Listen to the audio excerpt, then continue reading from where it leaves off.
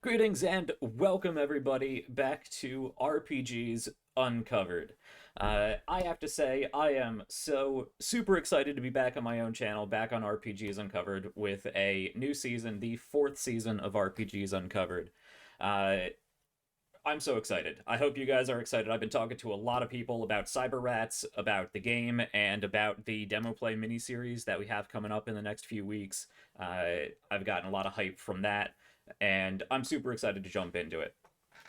So, what we have for you today is the Learning the Game episode for Cyberrats. We are going to be going over the rules, tools, and themes to get you playing your own game, playing or running your own game of Cyberrats quickly and easily.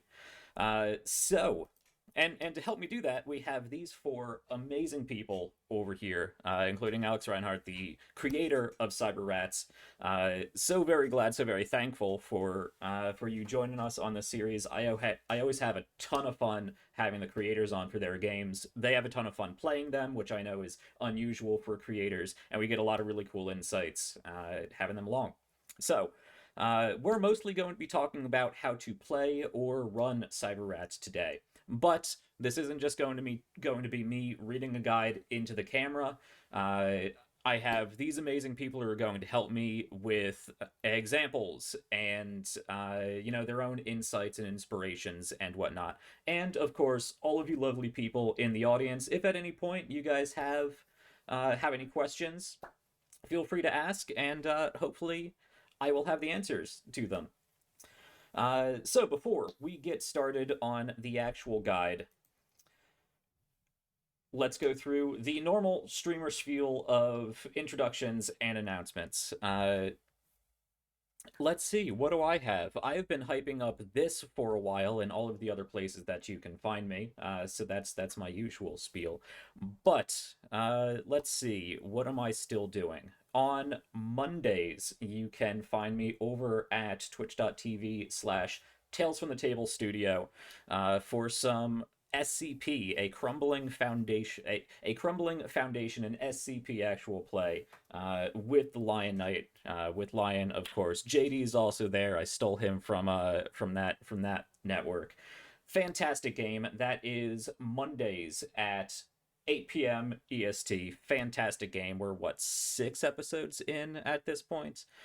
Starting our second mission, so this would be a great time for you to jump in, get started with a brand new mission, and check out the amazing characters, amazing cast that I get to work with. We have so much fun, such great roleplay moments, and it's a fantastic game. Go check that out if you like cool paranatural stuff.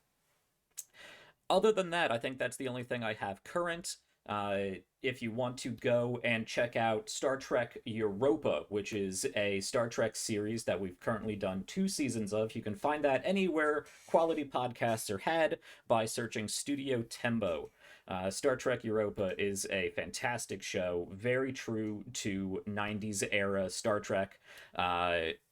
I play Captain Arani Ambrose, as well as a number of secondary supporting characters that are all a ton of fun. And Jeff Harvey, the GM over there, is a fantastic guy and fantastic storyteller. So if you like Star Trek, go check out your podcasts and search for Star Trek Europa or Studio Tembo. He also does all kinds of Star Trek content, so there's a lot more you can find there. And I believe the only other announcement I have right now is that I am getting back into my Whip Workshop interviews with Color My Quest on Wednesday, February 8th at 7 p.m. EST. If you are not familiar, Color My Quest is a beautiful, beautiful little, it's a TTRPG designed for children, for young children, 4 and up, children of all ages, because it looks awesome even to me. Basically, you print out different coloring books and assets and color them and cut them out and roll a few dice. Real simple mechanics, obviously, for its being designed for little children. I'm really excited to learn more about it and to talk with my guest Tim. So stay tuned on Twitter and on my Discord if you want to learn more about that. Speaking of which, you can follow me on Discord at RPGs Uncovered, on Twitter at RPGs Uncovered. I have a Discord. I have all kinds of links. They should be down in the description or whatnot. There is also a Ko-Fi if you would like to support us. If you like what we're doing, if you want to see more RPGs Uncovered content, if you want to see more demo play miniseries or creator interviews, I have a number of other things I'm working on right now that I can't quite talk about. But if you want to support the channel, we do have a Ko-Fi. It's down there. It's real easy. Ko-fi.com/RPGs Uncovered. Any any tips that you give us would be greatly appreciated, and they would go back into the community pretty quickly, buying new games, working with artists and musicians, and bettering the quality of the channel by giving back to the community and trying to get as many new creators onto our team as possible. And for that support, of course, you get your own special incentives and perks and whatnot. We're going to be dropping a number of player side and GM side insights and guides and tips and tricks on there. You can even go and check out what we posted for the previous 3 seasons of RPGs Uncovered. All of that is still up there. You can go and check out previous character sheets, previous character descriptions, all kinds of guides for how to run the various games we've covered before, some cheat sheets and other resources that may be up there. And we have all of that and even more to come. All right, according to my index card of things to ramble on about, I'm done talking. So let's throw it over to all of these other amazing people so they can talk about themselves, because they're all great people. Great role players and game creators. So let me throw that over first and foremost to Alex. Thank you so much for joining us, Alex Rinehart, the creator of Cyberrats. Tell us all about yourself, Cyberrats, and all the other awesome stuff you do.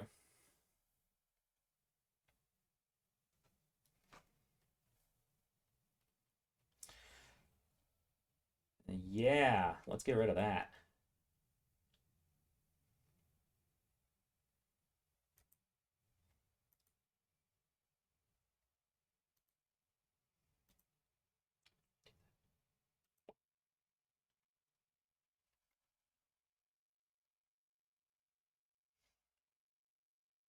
Oh no.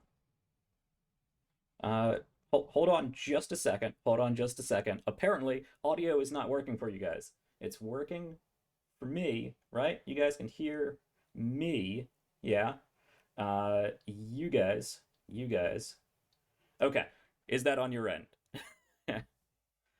I can hear you, so I don't think that's on your end. Uh, audio output. Why are you not working? What are you doing? We tested this all before. Yeah, we can. You guys can hear me. You guys can't hear them. Oh boy. All right.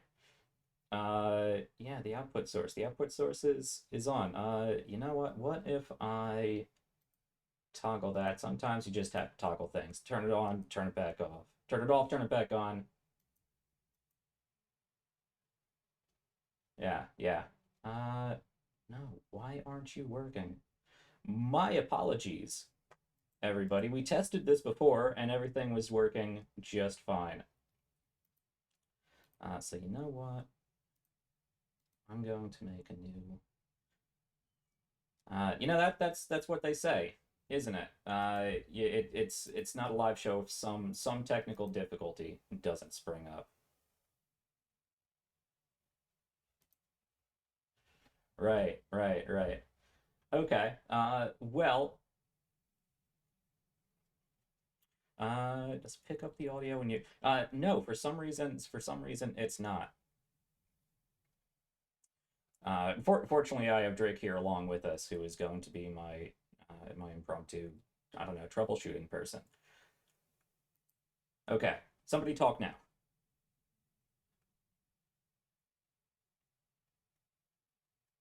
No, why is that still not working? I really don't know, guys. I am incredibly sorry. No,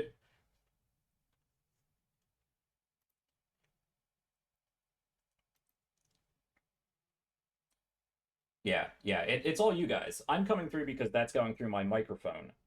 Yeah, yeah.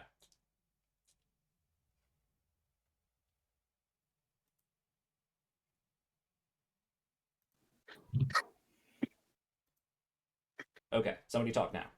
Hello. This morning for breakfast, I had 15 omelets made out of 37 eggs that I made myself from the emus that I raised in my backyard. All right, fantastic Gaston breakfast for you. I believe that gets us All set up. right. I just had to create a new audio Absolutely output capture incredible. with the exact same settings as the audio output capture that I already have. I don't know, Of guys. course, I'm really sorry. because why not? Okay. So, after all that, oh my god, I'm sorry, guys. Alex, fantastic creator of Cyberrats and all kinds of other stuff. Back to who you are. Yes. Hello. Once again, my name is still Alex Rinehart, but now you can hear me. I am the creator of Cyberrats and other games, including Gratitude, a horror game, which is about giant dogs you can try to ride, and Shoppers, which is about uh, teenagers hanging out in a shopping mall and playing competitive mini games against other players in an attempt to control turf. Shoppers will have a Kickstarter for a print run during Zine Quest next month, so stay tuned for that. I also recently wrote a play in the Cyberrats universe, and auditions for that radio play are open right now through the end of the month. So please feel free to apply for that. You can find more information about the play and everything else that I do, and made up facts about my enormous dog on Twitter, where you can find me. I am Alexander the Fine, or at Alex Rinehart _. And finally, I run and teach indie RPGs in my Discord, The Heartland, every month. So stop on by and join the fun. We have done Heart and Spire and Blades in the Dark and all sorts of games. I'm forgetting many of the games that we've done. I've been doing that for just over 3 years now. A new game every month. Other people run games. You can find all that on More and More. I put a link in the chat. Let's see if it is allowed to stay. And that is everything that I do that I can remember right now. So I will pass it back to Jack to introduce the next person. All right. Yeah, let's just keep going clockwise. I'm a streamer. I talk for a living. Apparently it works sometimes and not other times. Q, You're so good at it. tell us Oh, about it's me? yourself. Yeah. Hi. I'm known as Q on the internet. Uh, I am a new guy to the whole, AP world. I don't make anything, but like I got lots of good ideas just sort of rattling around in You here. don't make anything You yet. can, yeah, okay, sure, Yet. I'll take yet. Um, I am on the live stream for Successor States of Rega, which is on Tales from the Table Studios. That was my introduction. I've been having a lot of fun with that. We stream every other Thursday, mostly every other Thursday. We're trying out here. People got lives. And then now I'm on here, and I get to be a cyber rat, and I'm super excited. Look, just so that everyone's clear, I'm very excited about it, and I'm properly caffeinated, so I'm ready to go. Awesome. Awesome. Yes, we are all super excited for it. The next super excited person for me to introduce is Aaron. Thank you so much for joining us. Tell us all about the stuff that you do. Hi, I'm Aaron Tierney. I'm also a performer and also a game designer. Um, I have written written a game Firmament that is also a Lumen game. So if you're watching this Cyberrats game, it'll have some things in common with that. It's a fantasy action game about champions who are empowered by the moon, sun, and stars. And I also have The Dreaded and the Deep, which is a nautical terror game, and Orphans, with an exclamation point, which is a game about precocious orphans and useless adults, in line of Lemony Snicket and Trenton Lee Stewart. you can find me on Twitter at Vale's Edge Games, and also on Itch. And yeah, I think that's everything I've I have. All right, awesome. Yeah, definitely go check those out. And of course, if you've been following along in some of the other stuff I've been doing, here's a familiar face and a fantastic person, JD. Hi, I'm JD, and somehow, as always, as soon as it comes time to introduce myself, my mind goes completely blank with anything I have ever done. But as Jack said earlier, you can find us both on Mondays with Tales from the Table Studios in the SCP game, A Crumbling Foundation, where I play a social scientist who is in way over his head. You can also find me with Live from the Apocalypse, where I am in way too many of their games. Currently, two ongoing campaigns. One is our For Now D&D homebrew, Class Reunion, which is about a group of high school students who fell into a fantasy world and have reunited 10 years later. I am also in Academy H, our Masks Actual Play podcast, which records every other Sunday. And currently, I am in two of our Wildcard Wednesday games, Vampire Records, which is a combination of Empire Records and Buffy the Vampire Slayer, which will be finishing up in 2 weeks. And this week, we will be returning for Band in Dual City, our Yu-Gi-Oh! Inspired game, where we will be heading into session 2 of what promises to be an exciting three-episode series, all about magic, monsters, and motorcycles, and it is a definite good time. I think that is everything I'm doing right now, but I Are you also could be sure? completely wrong. And I will probably remember more things in just a few minutes and be like, yep, there's like 5 more things on my calendar I just forgot. Yeah, I know the feeling. But you and everybody else is in luck because we'll be looping back around to you guys to talk about yourselves at the end of this stream. So stay tuned for that later. All right, well, that is myself and all of these awesome folks who are going to be teaching you how to play some Cyberrats and then embarking on a thrilling and oh man, these people are giving me so many gems to use for our demo play miniseries coming up. Cyberrats Corpo-Rat Shills.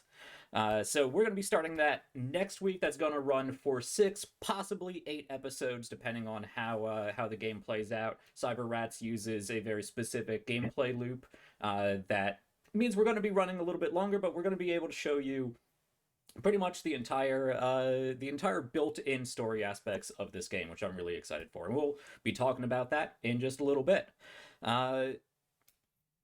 Okay, actually, I think that's a great segue. Let's jump in to learning the game. So, what I like to do when learning a new system is break it down into rules, tools, and themes. Rules and themes are pretty self-explanatory. Obviously, you have your core mechanics, and then you have what the game is about. Which can be a number of different things. How the game plays, the design philosophy, what you are playing as, the information on the setting. We'll get into various themes of Cyberrats in just a minute, but I like to make a distinction between rules and tools. And of course, as far as rules, you have the core mechanics, but you also have other various systems, other various mechanics in there that allow you to interact with the world. Tools, in the way I interpret it, are ways that the player works with the game in order to interact with the rules, interact with the world. Things like how you create your character, things like how you design the missions that you're going on. These are things that you, as a person outside of the game, get to use to shape the world, shape your character, and shape how you interact. And that interaction relies then on the rules. So we're going to be talking about rules, tools, and themes. I say rules, tools, and themes because it rolls off the tongue really well. But we're going to start with themes because I think it's very important to start there and identify if this is a game that you're interested in playing.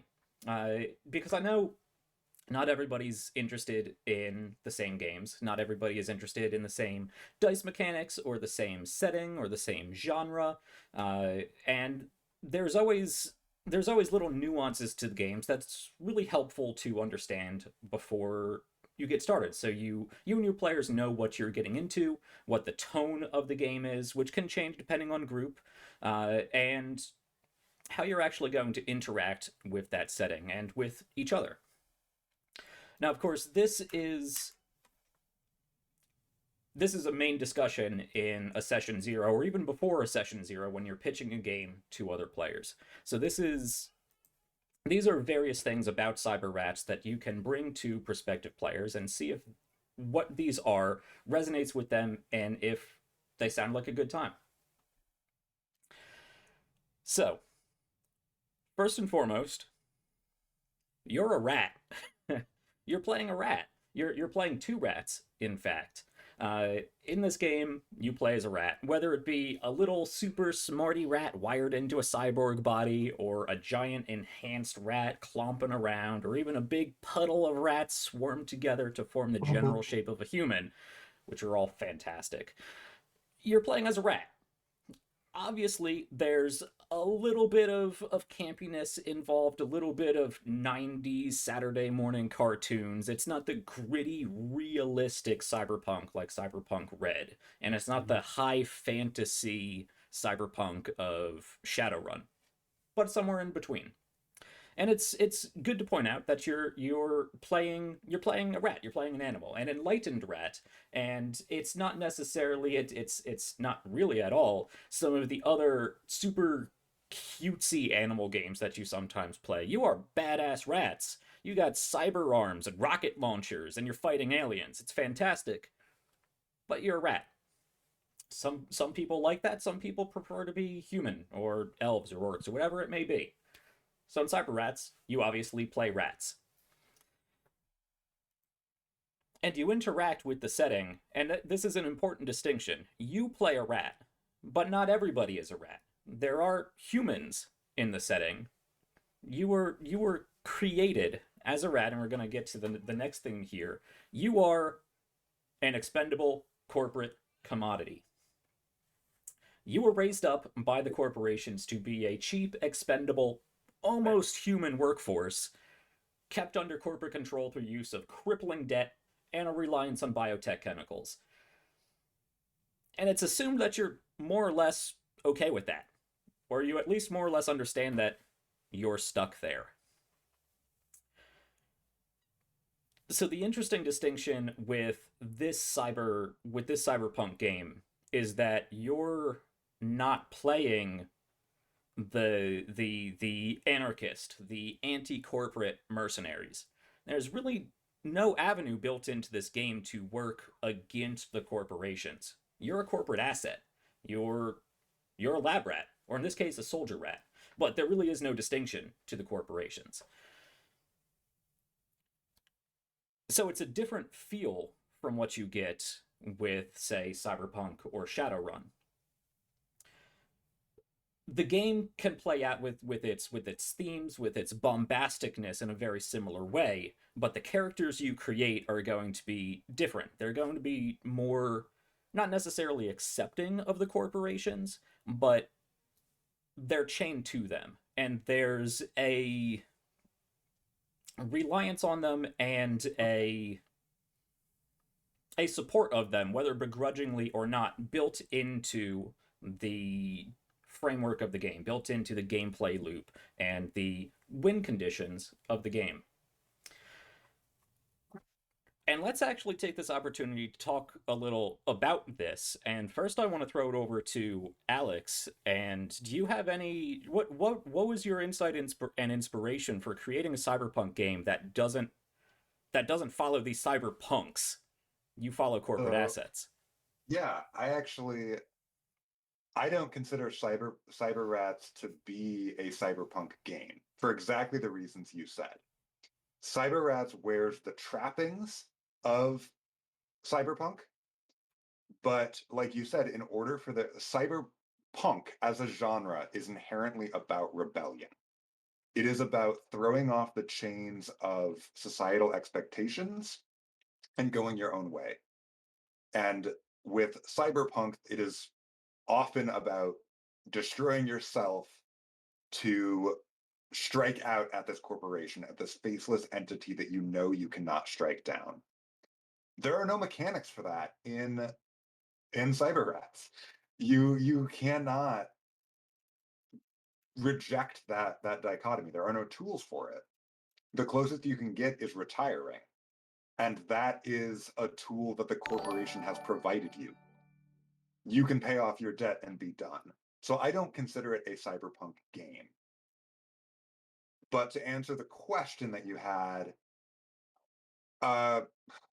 this game started as a Shadowrun hack. Every game designer who has played Shadowrun says, I want to love this, and I bet I could do it better.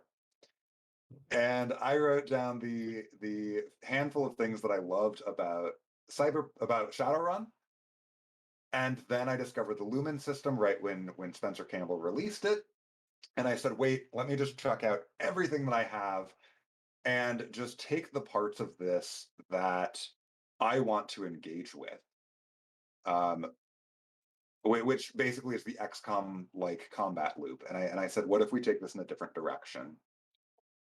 And specifically with Cyberrats, the book itself is a work of satire. Everything is presented in a very tongue-in-cheek way to show how terrible these corporations are. The game is not a work of satire. The game plays it straight. You are in this world and you are following these arcane, terrible rules. Because you have to. As you have to. So there's a dichotomy there where the book is not meant to be taken seriously, but the game is played straight. But like I said, it wears the trappings of cyberpunk. It is not a cyberpunk game because it doesn't give you the tools, to use your phrase. It doesn't give you the tools to engage with that genre. Mm-hmm. All right.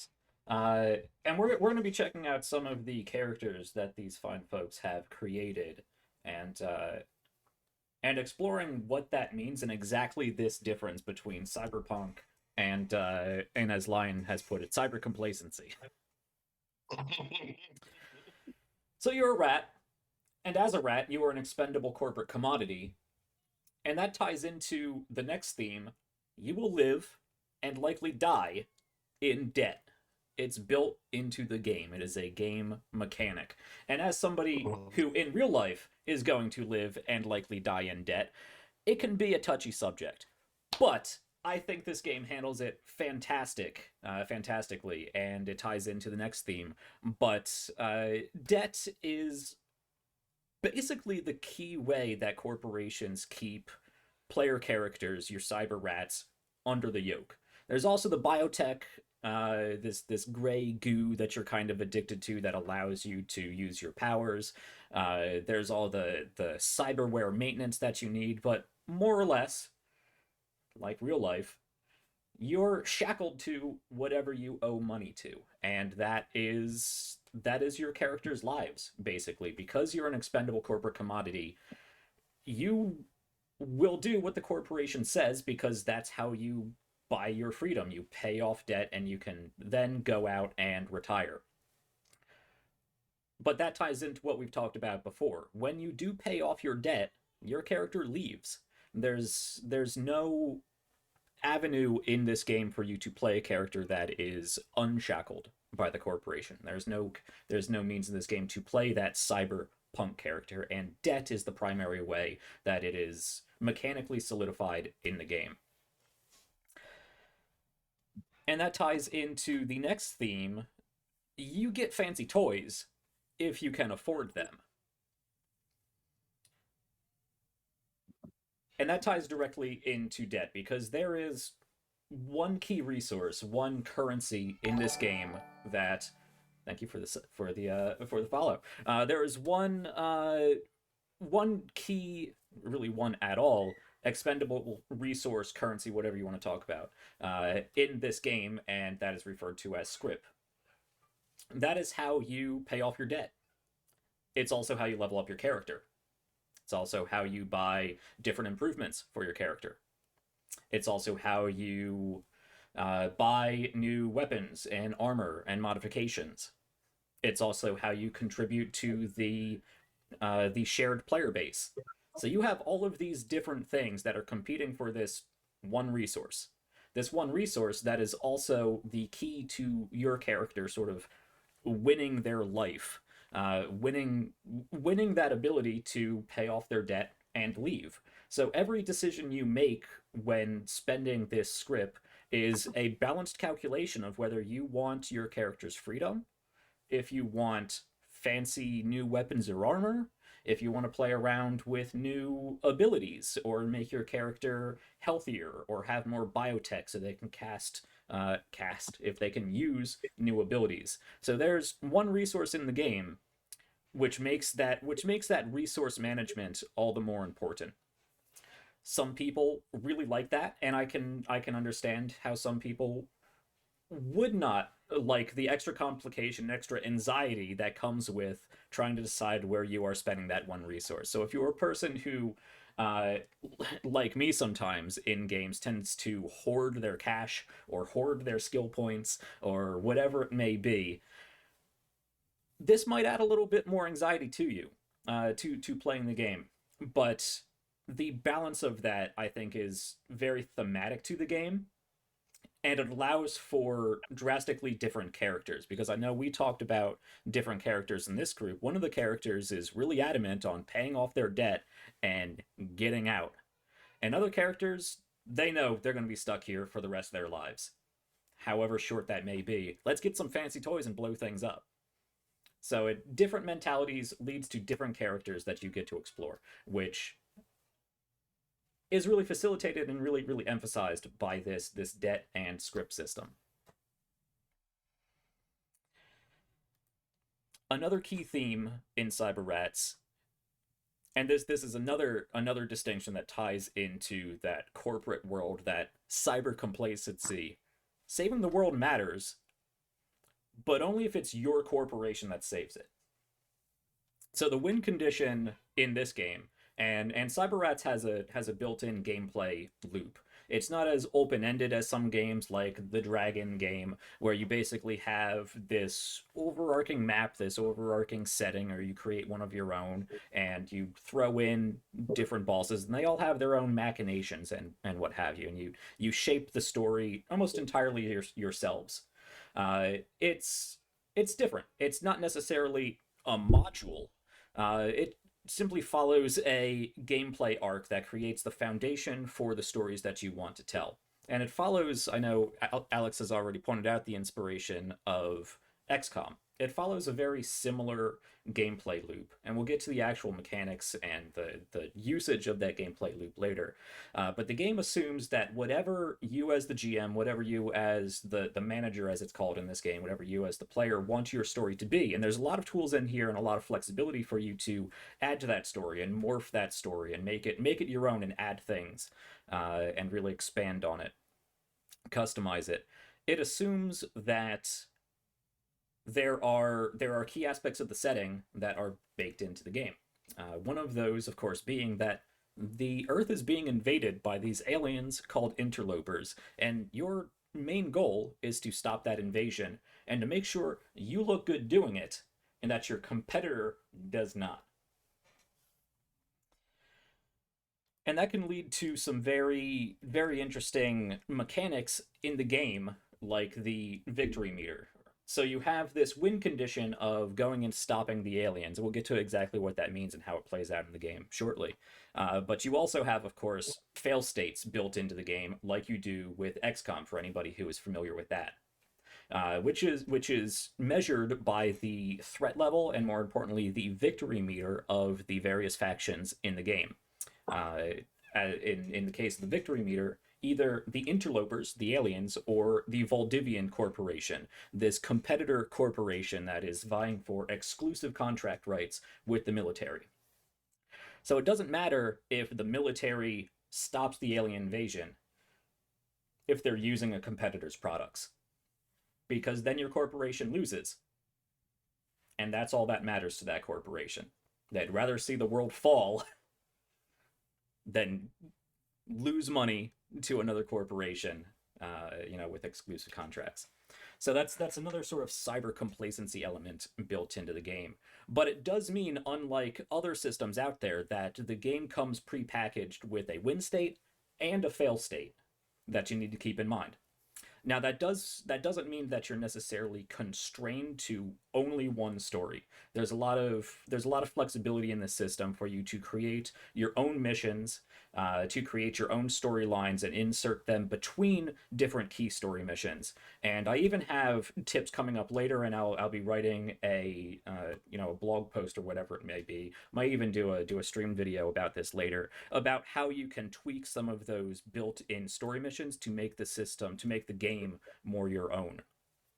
But you have this starting point and you have an ending point, both successfully and unsuccessfully, that is pretty much built into the game. So there's a lot of creative freedom for GMs and players, but you do have to keep that in mind. Let me also pass this over to Alex once again. That, from my own experience, is fairly unique in a role-playing game, in a tabletop role-playing game, to have built-in win states and fail states. What Yeah. what brought that about? Aside from, I assume, your affection for XCOM. Yeah. So first, I want to say I did not come up with this whole cloth. There are a handful of games that do Yes. have endings. Most notably, Band of Blades is one that I cribbed from very heavily, including the mechanic where you are presented with a mission and you have to choose one to fail and one to pass. Mhm. And in our case, a third one that you roll for. That's taken straight from Band of Blades. Honestly, it came from what I wanted to see at a table. Uh, I don't. There are a lot of games that pitch themselves as a campaign that you will play for 5 or 6 years, and I don't. I don't want to play one game for 5 years. Sure. I want a story that has a start and an ending. I really like endings. I think that is where the most poignant things happen. I play a lot of one shots. I think those have some pros and cons, but I really think that a short campaign of 3 to 5 sessions is where you get a lot of that sweet spot of we have character growth and we get a satisfying ending. Cyberrats is meant to take place over about 12 to 15 missions. Mhm. And at the speed that I'm able to do missions, that lasts about 5 games. And that gives you the tools to tell a really exciting story that respects your time as the player and as the GM. The book is about 100 pages. I don't want you to have to read, it's not a full-size book either, it's 6 by 9. I don't want you to have to read a textbook to learn how to play this game. I don't want you to have to read a textbook and feel like you have to play that textbook for a year or 2 years to see all of the content. Mhm. I want to provide a bite-sized game that has a start and an end and that tells a story. Yeah, and I think you really accomplished that here. And actually, that's pretty much exactly the time scale that we're working with here, 6 to possibly 8 episodes. Now, I'm taking a little bit of creative license here. I'm gonna stretch out some of the role play a little bit more. I'm gonna try to insert a little bit more of it in, because it's a demo play miniseries. It's a demonstration of the game itself, but it's also an actual play. It's also entertainment. These guys have created fantastic characters, and I want to give them. And I know I brought on fantastic role players, and I want to make sure that they have all the time that they want to tell their character stories, built into and around the story that is sort of baked into Cyberrats itself. And we'll see what that looks like over the course of the next 6-7 weeks. I just want to jump in and say that, we had a session last week where I just watched these three talk about the characters they were brewing up. And I have seen a lot of Cyberrats characters. I am just really excited about what these three people are bringing to the table. They are really going above and beyond. And I have played with a lot of people. I love what everyone has done with this. But these three people are top tier, and all 6 of their characters are super exciting. Now, you're gonna make me blush. Mhm. And your characters are fantastic as well. I was about to say that. Like we cannot Yeah, discount no, your for sure. characters at all, Alex. They're Mhm. incredible. Right. Yeah. Yeah, our session 0 was fantastic. We had an amazing unaired session 0, of course, going over, all of that session 0 stuff. And I am hoping to get to an example session 0 after the learning the game, after I get through this entire guide here. But yeah, these people gave me just gems, incredible things to work with. And I really want to see what they do with them, and I think this game does give you plenty of opportunity. And there's even a section in the book for how to expand out role-playing, give you tips and tricks and various ways of where to insert it and how to bring role-playing out if you're if you are a character, or as a GM you're working with players that need a little bit more prompting, if they're new players, or if they're players who are really playing the game more for the combat, which is completely fine because this is a Lumen-based system. It's XCOM inspired. Combat is going to be a very important thing. But there are rules and spaces in this book for including and drawing out even more roleplay, and we're going to experiment with that some. And that does tie into our final theme, and I think this is very important. One that I think is going to be the defining factor for a lot of people who might be interested in Cyberrats, and that is the combat is abstract. Being a Lumen-based game heavily inspired by XCOM, as I said, combat is going to be a major factor in this game. A lot of the gameplay focuses on going out on missions, running through certain objectives, shooting up aliens, and coming back and debriefing, and seeing those victory meters rise and fall, getting scripts so you can upgrade your characters and your gear and whatnot. But the way that goes about is a lot more simplified, and it's a lot more cinematic and a lot more narrative. And I think that's partially built into the much more rules light system that is Lumen, and of course the parameters set by Cyberrats itself. So one of the things that I know defines a lot of tabletop role players is the battle map. Do you like battle maps, or do you like theater of the mind? It's always a question. I see it come up on Twitter almost every other week. Cyberrats is a game that encourages you to use theater of the mind, or at least abstract combat into loose ranges, loose range bands that you interact with. It's not a game that encourages to use a battle map. It's not overly tactical. It doesn't have the crunch of combat that you would associate with Shadowrun or the Dragon game. But there's tools built in, and the system is simplified enough that you can say the objective is 5 moves away, or that enemy is within near range, and that's going to be about all you need as a player and a GM to understand what you're able to interact with as characters, and give you the tools to be able to describe scenes in a way that is narrative, cinematic, and most importantly, in my mind, a collaborative storytelling process. So I know I'm going to do my own, editorializing here. In some of my previous games, depending on what system I'm using, and I see a lot of this in other games, when you see a battle map, or when a GM sort of dictates what the world around you looks like, there's a tendency for some players, and I know I do this myself, to rely solely on what the map looks like, or solely on what the GM has described. And I think it can be helpful to have games that facilitate this more cinematic, more collaborative storytelling process, because it allows you to ask questions like, is there a manhole cover nearby that I can pick up and use for cover? It's not on the map. The GM didn't say anything about a manhole cover, but because the combat system and the environment is more abstracted and more narrative-based, it allows the players to sort of create on the fly the elements that would be most interesting to themselves, and allow you to make combats and scenarios that are constantly evolving in really interesting ways. So I'm really excited to see what you guys throw at me in the missions we come up with. I mean, at any time, if you have a cool idea, hey, is there a manhole cover I can pull up and hide behind, or is there a building I can throw a grappling hook up to and get some height? You guys let me know what you want, and we will collaboratively tell this story in the most interesting way for everybody involved. Uh, just a forewarning, I intend to test out those bands. All right. Your boy's gonna be moving. Yeah. So just get ready. I saw your eyes go wide, and JD's over here tapping his fingers. Yeah, no, I'm here for it. I'm here for it.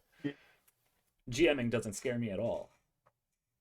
Anyway, so that those are what, six I believe, core themes of Cyberrats.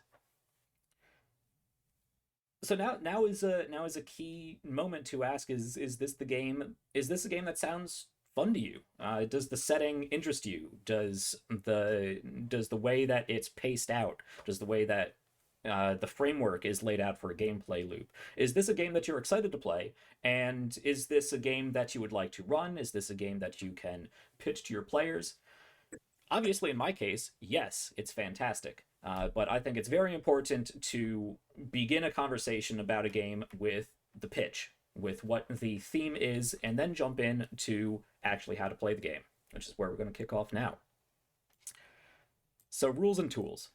This is the bulk of our segment today, and I'd like to stay away from just reading verbatim my guide or reading verbatim sections of the book. It's a 128-page book, I believe, if I can remember the number off the top of my head. And as Alex said, it's a smaller book. It's not a big, giant book, and there's a lot of stuff in there. But what I like to do with this, my process with the RPGs Uncovered series and this Learning the Game episode and guidebooks I put out, is I really make use of tables of contents and indexes and glossaries and whatnot that books provide, and going through finding the sections of the book that are most useful. And I do eventually go through and read the entire book front to back, more or less, usually out of order,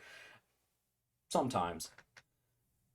Very few books, especially outside of TTRPG books, I have read cover to cover. I do a lot of audio reading, but or audio, listening to audiobooks, but that's a tangent.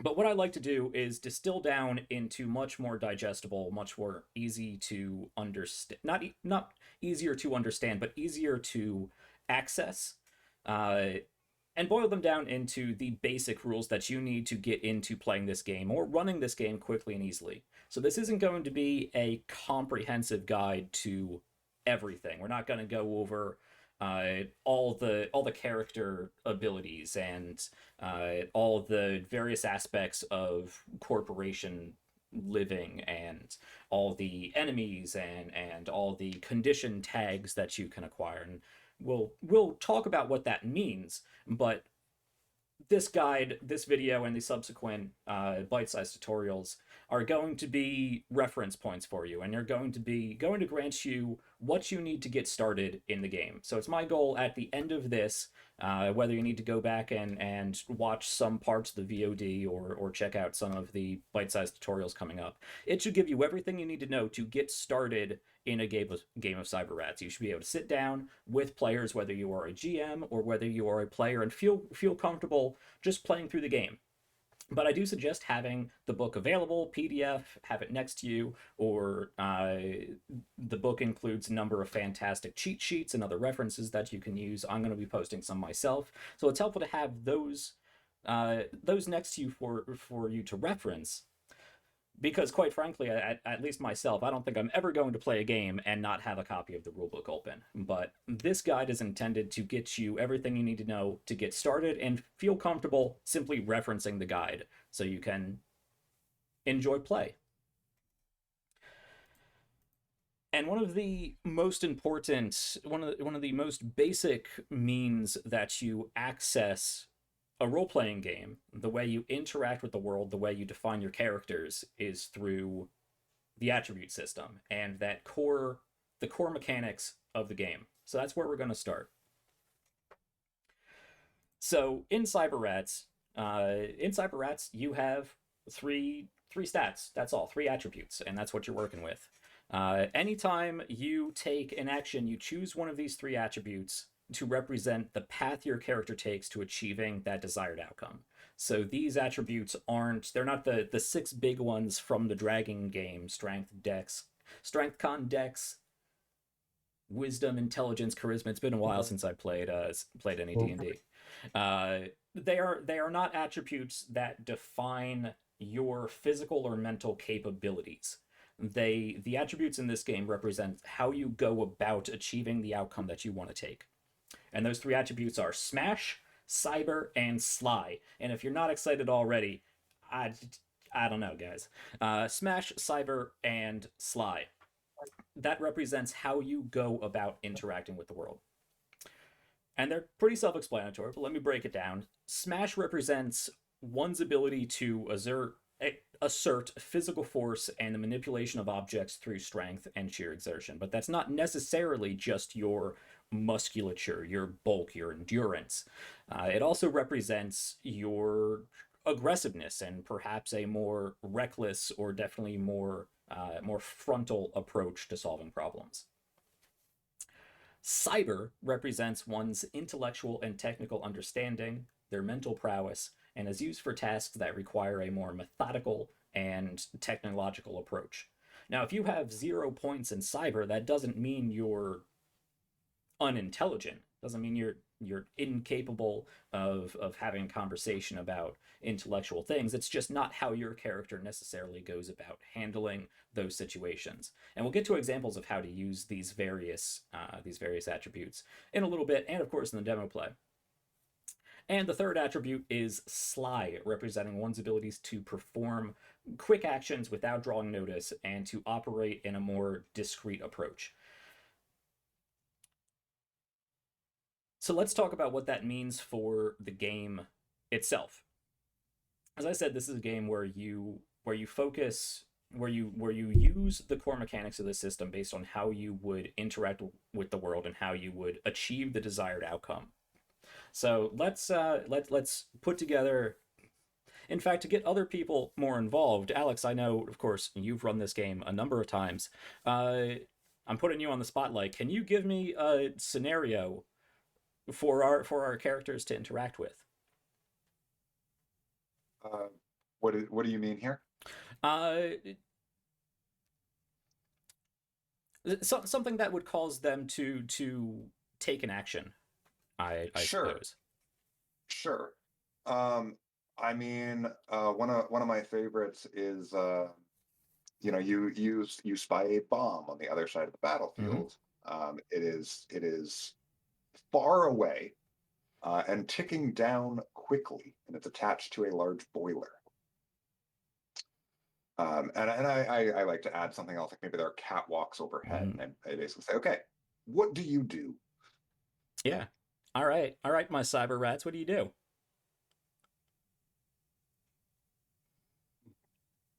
All right, so I'm gonna get over there real fast, yeah.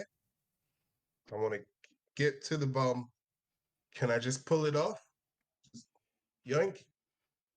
Yeah, you just want to rip it off. It's gonna explode. Yeah. That's a foregone conclusion. You just don't want it to explode here. That's a smash roll. Right, not on the boiler. Yeah. Right. So you just take it and that's an excellent example of a smash roll. What else could you do? Hank, I hate it. Don't do that. Don't do that. Oh no, I love it. What Hayden wants to do is also get over there as quickly as is possible, and they want to work on defusing the bomb and using the skills that they have learned so that it does not explode at all, rather than on their sibling. All right. You know, I could see that with different justifications being either Cyber or Sly. What are you using? I think in this case, Cyber. Yeah. So you're trying to hack into the bomb. You're trying to use the built-in interface to make sure it stops ticking down. Yep, that's gonna use my cyborg hands and all of that. There you go. So one problem and multiple solutions to it that allow you to use these 3 attributes to interact with the world. Gotta chew the wire. Red wire, blue wire. Red wire, blue wire. Boom. Okay. So we have these 3 attributes, and that is going to allow us to build our dice pool and roll for the resolution, figure out, how those different interactions with the world actually turn out. Does the bomb explode when Hank rips it out of the boiler, or does I'm forgetting JD's character. I don't have them on the overlay yet because I don't want to spoil anything, and some of them aren't done. But Hayden, does Hayden successfully stop the timer, shut it down?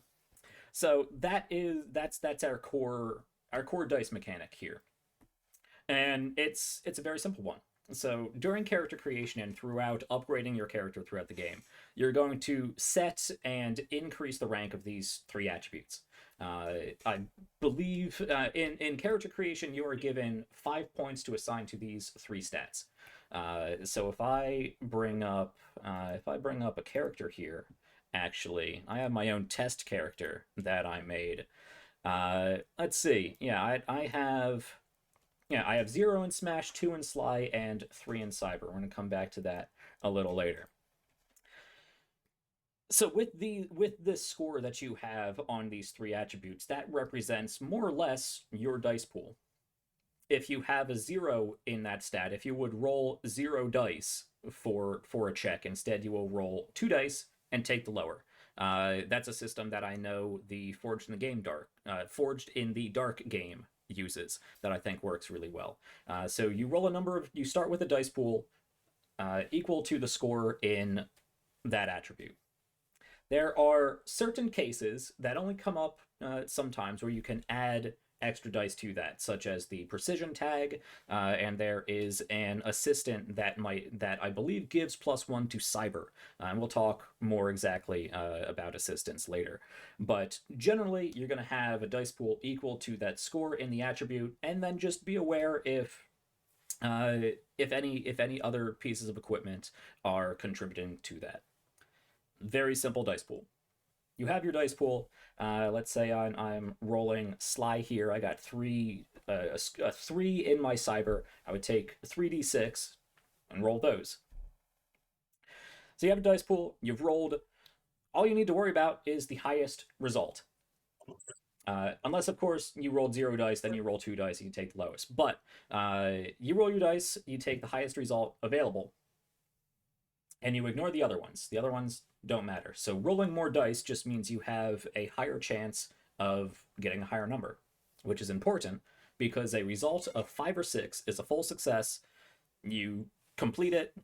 There's no problems. Task done, moving on. A roll of 3 or 4 is a success, but it adds a consequence. It adds a complication. And we'll get to that in a second.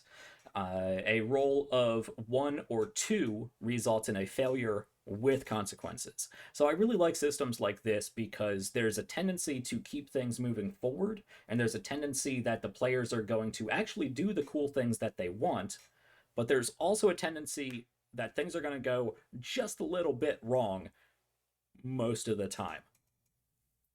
So let's actually, because it's way more bombastic. Q, do you have some dice available or a dice roller? I want you to give me a roll for Hank ripping off this bomb.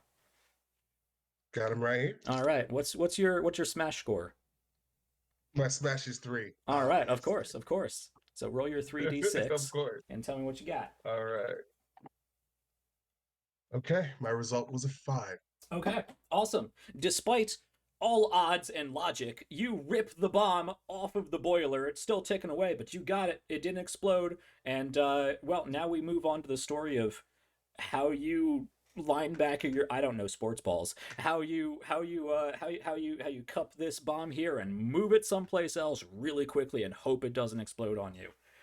So that's a full success. Yeah, just chuck it. You'll get it far enough. Yeah. Yeah, just up, not on the boiler. That's really all I. All right. JD, you were taking a different approach. How about you roll me a task and try to fail it in some capacity? All right, I will try. I'll let Hayden try to defuse the Yeah. bomb, and we'll see. We'll see how that goes. So that was a 5, unfortunately. All so right. I did not fail. Unfortunately, you successfully hack the bomb and it doesn't go off. But in a different unrealized reality somewhere, JD rolled a 2, which is really bad. Now, that might not mean necessarily that the bomb just straight up explodes and kills everybody, but there's complications involved, consequences involved.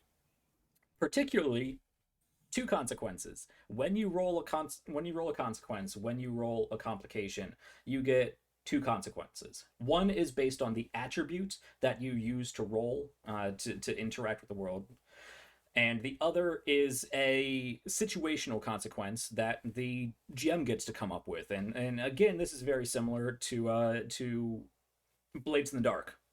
When you roll a complication, and the GM gets to decide, hey, this went wrong. To what degree, and what does that look like? But there's also the attribute consequences. So in this case, if JD actually did roll a 2, the attribute consequence for cyber is you lose 1 biotech.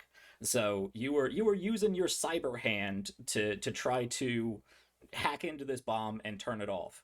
And that's using up some of your cyber potential, some of your ability to actuate, the different programs running in your head that allow you to interact with computers, and you use your different cyberware in various ways. It's not necessarily an ability that you use that's defined by your character sheet, but because you failed in this situation with your cyber tech. With your cyber check, you lose 1 biotech. Other attribute consequences for smashed, you lose 1 HP. So if Hank tried to rip the bomb off of the boiler and it didn't quite work, let's say in a different unrealized reality, he rolled a 4. So that means it would work, but there would be a complication. In this instance, he'd rip the bomb off, and I'd say, a loose wire, gets torn and ricochets back and hits him somewhere. Loses 1 HP. And for Sly, the attribute consequence for Sly, gain either the painted or taunted condition. These condition tags that are able to be applied to players or enemies, and we'll talk more about tags and what they actually do. But in the case of the Sly consequence, painted or taunted, I don't actually have that open to. This is exactly what I'm talking about. Even in D&D, there are conditions that I have to look up. Taunted, of course, means that that enemies are going to be more likely to attack that character. Painted, I believe. Double Messes with damage. harm. Yeah. It doubles the damage you plus 1 damage. Plus 1 damage. Screwed is double damage. Screwed is double damage. Right. Yeah. You want to stay away from screwed. It's bad, guys. Mhm. I'm probably gonna be screwed a lot. No. Sorry. All right. Mm. So those are attribute consequences. So anytime you perform an action and you fail, you're going to have to deal with these consequences. On top of whatever situational consequence that the GM comes up with, the manager comes up with, that makes sense for whatever you were rolling. So, for a little bit of a tip, the way I've been thinking about it, so an additional non-attribute consequence could be simply activating an enemy, of course, that allows an enemy to take an action. Or you could impose some sort of narrative complication like blocking off an escape route, or reinforcements might come in. Maybe cover is blown in the case of maybe it adds to the awareness track of enemies noticing characters on a stealth mission, or maybe actual physical cover was destroyed. Whatever it may be, situational complications allow you to shape the battlefield and shape the scene in interesting ways.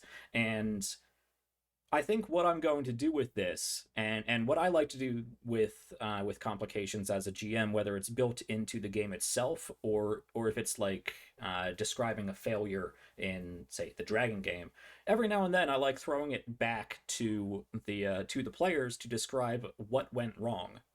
So I've already picked on Q. I already picked on Q a little bit for taking a live wire.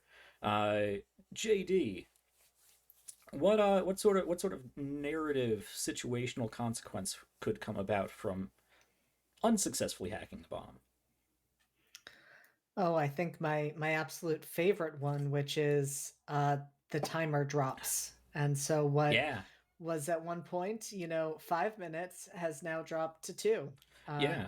And we are now on a time crunch. I love it. I love it. Yeah, so this could be one of those missions where you have to complete an objective in a certain number of turns. Well, you got there, and you still have you still have 5 turns left to deal with the situation. And now the bomb says you have 3 turns left to deal with the situation, or 2 turns left to deal with the situation. That is a great possible consequence. All right. I really like doing that because it empowers the players to be creative and to really own what is mechanically a failure. Because I know when some players roll for an action, they get really disappointed when it doesn't work, especially when the GM just goes, "Well, you failed. Moving on." What I really like to do is throw it back to the players and really give them ownership of what that failure looks like and what it means to that character. And that's it. That's the core mechanics of this game. We're done. I'll see you guys later. No, but it really is that simple. Any action you take is going to follow that same route. You determine how you want to go about interacting with that action. You choose which attribute you want to roll. You look at the number associated with that attribute. You roll that number of dice, unless you have some tag or other thing that might add to that. You look at the result, and then you narrate what happens, and you get really cool things that come out. The only other thing that I would say directly applies to that would be downtime dice, and we'll talk more about downtime coming up. But one of the features of this game that I really like is a built-in mechanic for players to reward each other for the cool things that they do, and that is represented by the downtime dice. And we'll talk more about downtime later. But when you're in downtime, each player has a d6 that they have to give to another player. They can use whatever criteria they want, but it means that during downtime, you get to reward another player for whatever you think is important enough to give them a downtime dice. And that downtime dice, or those downtime dice, if multiple players decide to give another player multiple downtime dice, can be used in any action that you roll. And you can use as many downtime dice as you have. You can apply as many downtime dice as you have to that roll. It's not a you can only use one situation. But those downtime dice do expire at the end of the mission, so you might as well use them. That's core mechanics for you. From there, it's really just looking at your character and what the character can do and interacting with the world through that core mechanic. So I know we've talked about the core mechanic now, and the next big topic that I know almost every tabletop role playing gamer asks is character creation. When they sit down to a new game, a lot of people flip straight to character creation. I know I do this oftentimes myself, especially when I'm not trying to learn the game. If I'm playing in a game, especially for we can use Lion's SCP game, A Crumbling Foundation. When I opened up that rulebook, I went straight to character creation. I said, I'll figure out the mechanics as soon as I know what my character is going to look like, or what is important to this game based on how the character sheet presents that information. So let's talk a little bit about character abilities. We're not going to go all the way into character creation. It's not a difficult process for this game. You can create characters very quickly. And make them really your own, especially as you progress through the game and you spend script on abilities and improvements and gear. But you can get through character creation very quickly. But there are important aspects of character creation that everybody is going to want to ask about. And with the dragon game, for instance, you have your race and your class. Anytime somebody asks what kind of character you're playing, a lot of people respond with, "Oh, I'm playing an elven sorcerer." which is an important way of identifying your character. But I always find those conversations interesting because sometimes people say, I'm playing a character who has spent their entire life up in a castle tower reading books. Oh, you wanted to know my race and class? Oh, okay. So when you're talking about character creation and when you're talking about the characters that you're playing and how they're going to interact with the world, there's important things to look at. In this game, that is the megacorp they work for, the mutation, the mutator that they have, and the career that they choose to go down as a soldier. As I said, we're not going to look at all of the abilities associated with them, but I'm going to give you a brief explanation of what each of those mean. So megacorps in Cyberrats, there's three megacorps that your player characters can work for, and they're kind of all banded together in this alliance to undermine Valdivian and get your corporation's contracts with the military and take out the aliens. Those corporations, the corporations you choose, each give you one of two starting abilities. The corporations are Gargoyle, which is a highly diversified company with holdings in many different industries. They do everything. There's Dorsey, which is an entertainment and social media company with a little bit of hooks into education. And then there's Golden Calf, the big financial giants out there. And each of them give you the option to take one of two different abilities that you can use from the start of the game. Aaron, what megacorps are your characters working with? Remind me. Esme is a golden calf girl because she is very into the finance side of things, and Ash is a gargoyle. Rather. Awesome. What ability did you take for Esme for Golden Calf? For Golden Calf, I took Invisible Hand, which is until the end of the round, you can steal one weapon tag from a close ally. I just thought that was cool, Yeah. being able to borrow basically weapon abilities from other characters. Yeah, I like it. So the megacorp that you choose is going to give you one of your starting powers that you can use straight from the start of the game. That's important because you start as an intern. You don't actually have access to the careers or the classes of the game until you complete your first mission. We'll get to that in a minute. So you have your megacorp that you work for, and then you have to choose what type of cyberrat you're going to be, and that's the mutator that you choose. Mutators define the form that your cyberrat takes. It's like race or species in other games. There are three of them. Again, they each give you the option to take one of three starting abilities. Those three mutators are an enlightened rat swarm, which each one of my players decided to make because how can you not be a gigantic puddle of rats? So an enlightened rat swarm, you're basically a mass of rats sharing a single consciousness capable of taking the general shape of a person. The abilities they offer take advantage of their malleable form. There is the Brute, a big 10-foot tall rat. Imagine a 10-foot tall rat with armor and a rocket launcher. That's a Brute. The abilities that they grant, the ones that you can choose from, take advantage of their size and their heft.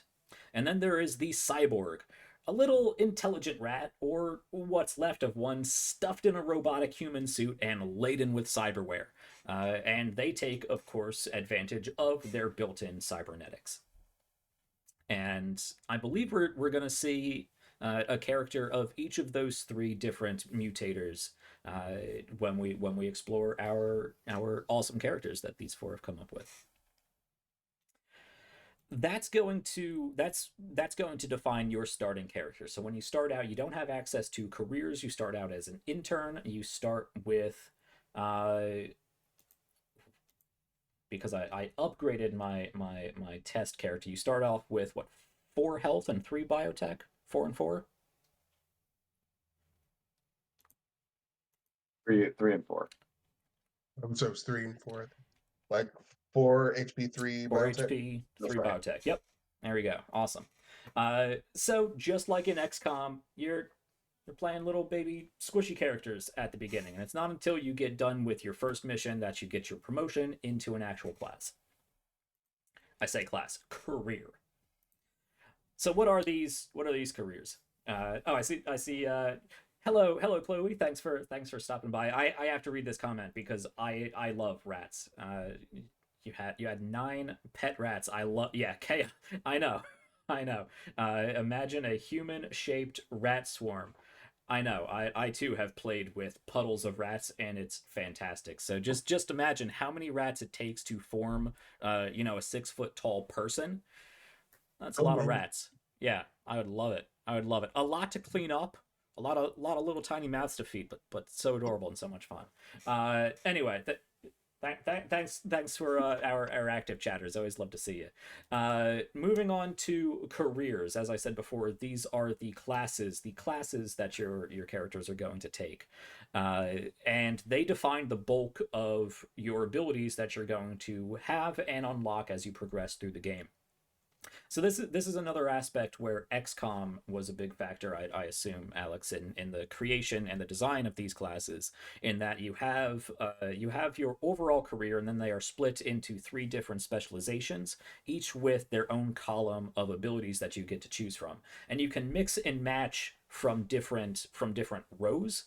Can mix and match from different columns, but you can only have one ability from each row. So we're not going to go too far in depth. Q, is that you raising a hand? Okay. In my head. I'm spending a lot of time reading, looking at my document. I know one of the things we went over in session 0, little aside, is that I spend a lot of time looking at my cameras over here so that people can raise their hand, they can throw up X cards, they can wave me down, they can do the check-in. So I always try to be mindful of that. We'll get to some more session 0 stuff later. But yeah, as I was saying, we're not going to go too far in depth into exactly what each of those careers and their specializations are, because we'd be here for a while, and it's already almost 6 o'clock. But let's talk about what those careers are and how they distinguish your characters. So we have the Vector, which are hackers capable of harming and disrupting enemies, or providing support to the team, and they have a number of abilities that you can mix and match to accomplish that particular playstyle. We have the Trenchy, which is a big, tough soldier focusing, mostly on weapons and destruction. They're the fighters of the group. There's the Mind Job, who are psionic specialists who can exert their will over others and augment the flow of battle. Playing the psionic classes in XCOM were always super fun. And there is the Ratter, which is the sort of roguish operators of this game. But what's interesting about their specializations, they actually focus on the form and function of what it is to be an enlightened rat swarm, or a brute, or a cyborg. And the interesting thing is there you can mix and match. So even if you're playing an enlightened rat swarm, you can take a ratter ability that is more associated with the bulk of a brute, and it leads to some really interesting characters that you can create. So as you go through the game, after that first mission, you're going to take your career. You're going to start off with a level 0 power, and then as you play through more missions, you're going to get more script. You're going to be able to buy abilities, 1 per row, as you move down the column.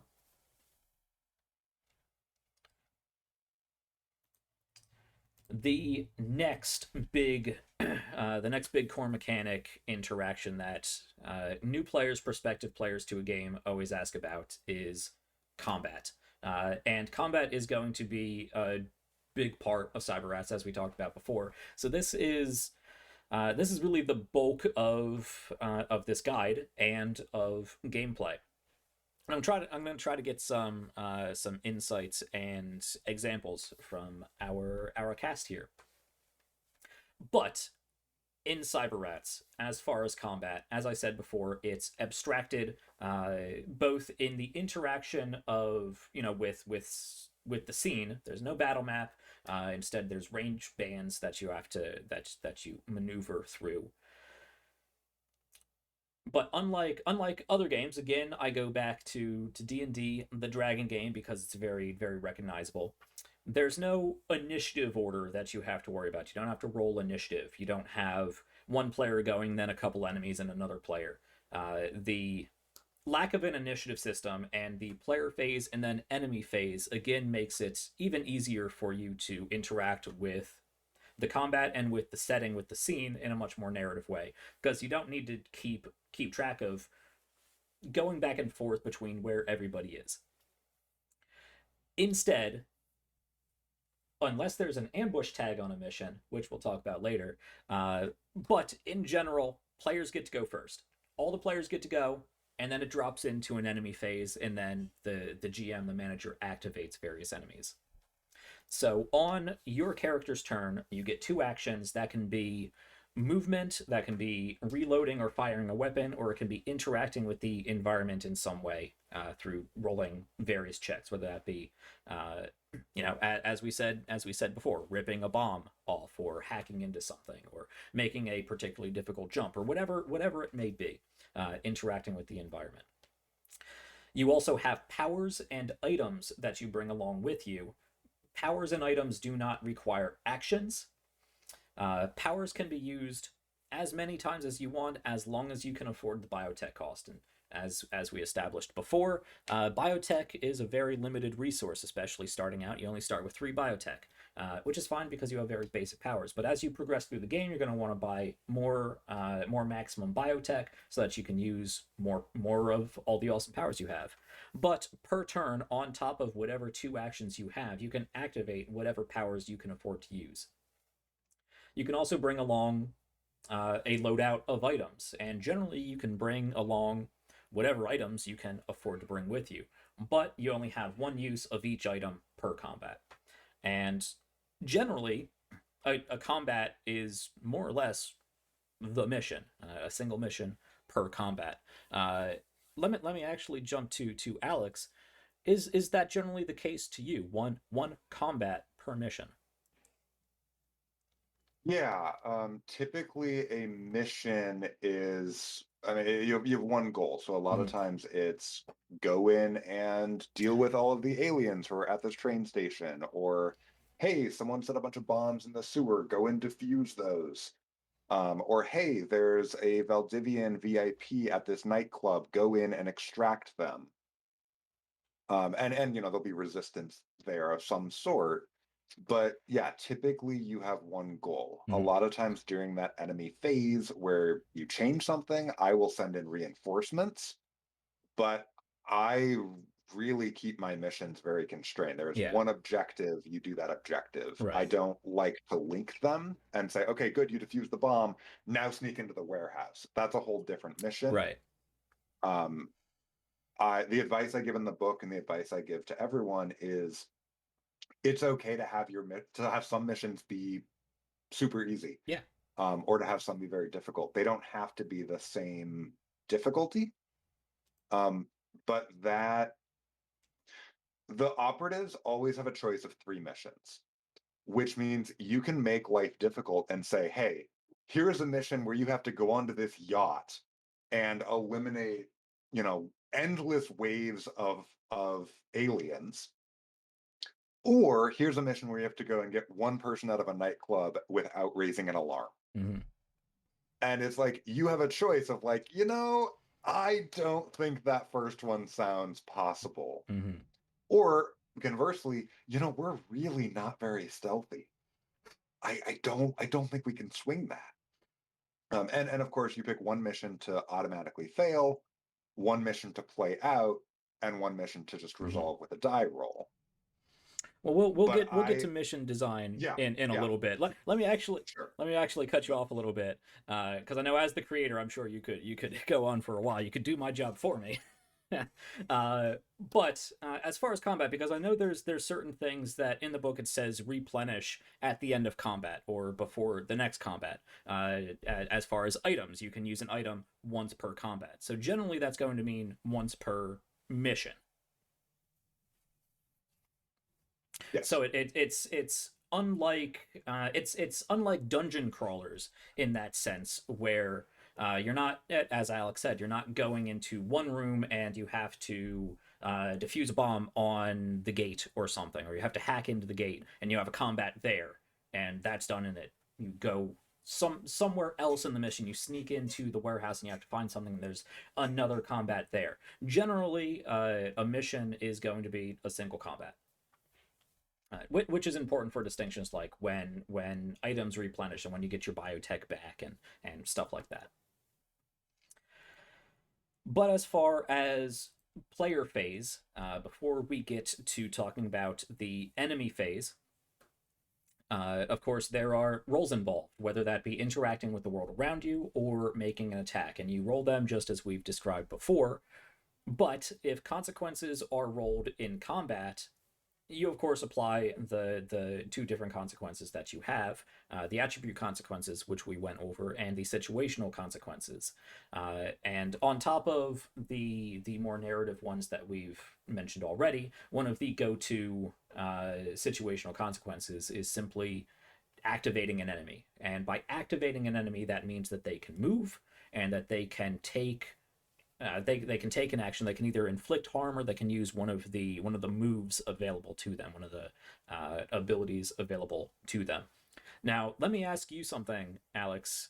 As far as activating an enemy in reaction to a consequence, is that immediate or does that happen on the enemy phase? Oh, that's immediate. That's immediate. That's what I thought. Yeah. So not only do you have to worry about what the enemies are going to do on their turn, and we'll get to that because they're tricky.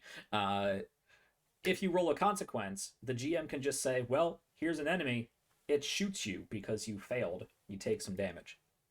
Combat in this game is quick, but it can be quite deadly, which I've explained to my players and told them to have plenty of backup characters in mind. That, I believe, is more or less the extent of the player phase of combat. You get to move. You can move up to one range band, unless you have various things that may apply. You can move up to one range band. You have two actions, which can be used. Movement counts for one of them. So you can move that as an action, or you can attack, reload, or interact. And then once every player has gone, it then moves to the enemy phase.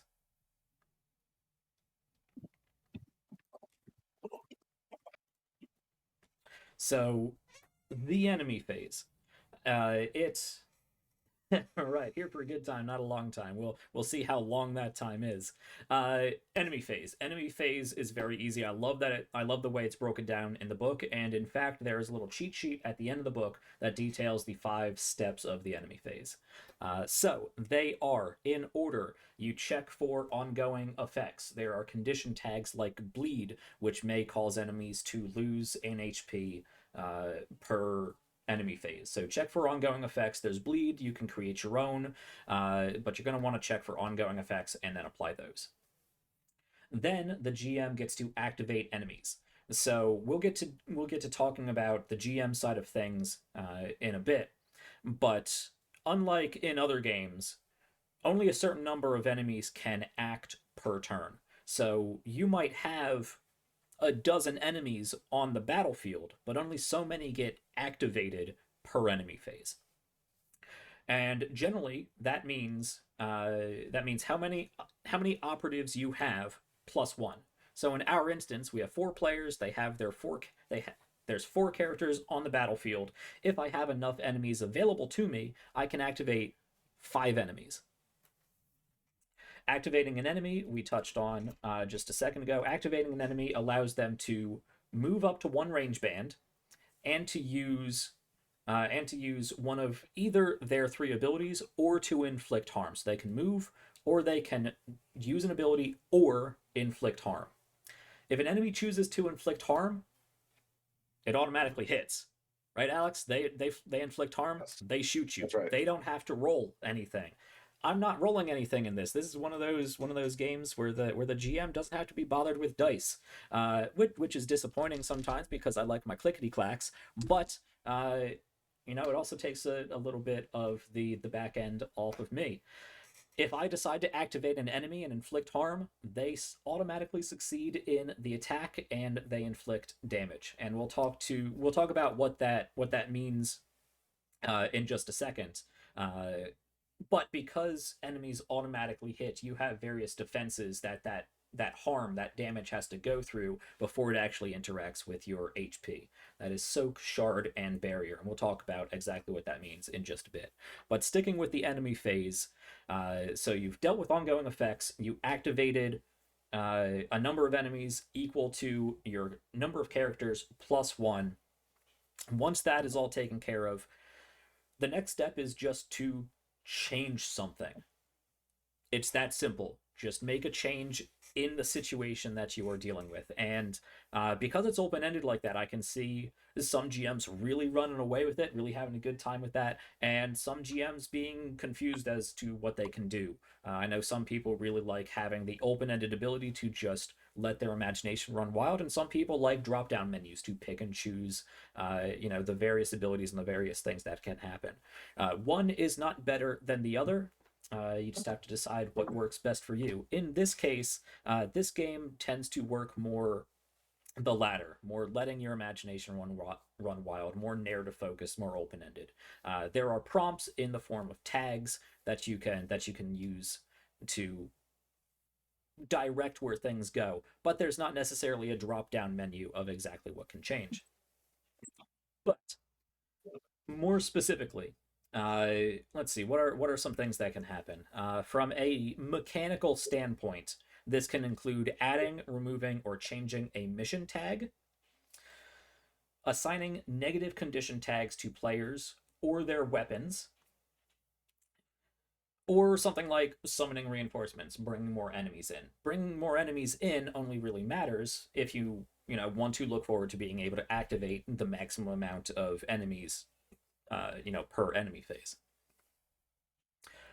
On a more narrative side of things, you can look at the mechanics that you want to change. Do you want to add a mission tag? One of the mission tags is bio rich, which makes it easier for characters to cast powers. But biotech is also kind of explosive. So you can add the bio-rich tag to this mission. There might be a storage tank somewhere, and the thing that changes during the enemy phase is one of them shoots wildly and ruptures this biotech vat, and it spills all over this section of the battlefield, or suffuses the battlefield with biotech. So now your characters get to interact with their abilities more, but they also might blow up a little bit. Change something. Have fun with it. Once that is completed, you generate and distribute enemy drops. Again, this is something I assume heavily taken from XCOM. When you kill an enemy, they drop something. So for every enemy that is killed, the manager rolls on a table. You can find that on page 106 if you have the book and you are following along. The manager rolls for the drop that is selected, one for each enemy that was killed, and then presents those drops to the players. And the players get to decide how they distribute those drops. And those drops can be HP restoratives, they can be biotech restoratives, they can award construction pieces for allowing you to unlock and buy rooms in your base. They can drop the weapon modification, the parts. Gear parts. The gear parts, yeah, which can be spent for various things. So you get all kinds of cool drops. Obviously, on the mission itself, the two most important ones for immediate interaction is HP and biotech. So if they kill 3 enemies and 2 of them drop HP restoratives, the players get to decide who gets to have that HP, and you can give both of those HP drops to a single character, and then it requires a little bit of a process to actually apply them on the next turn,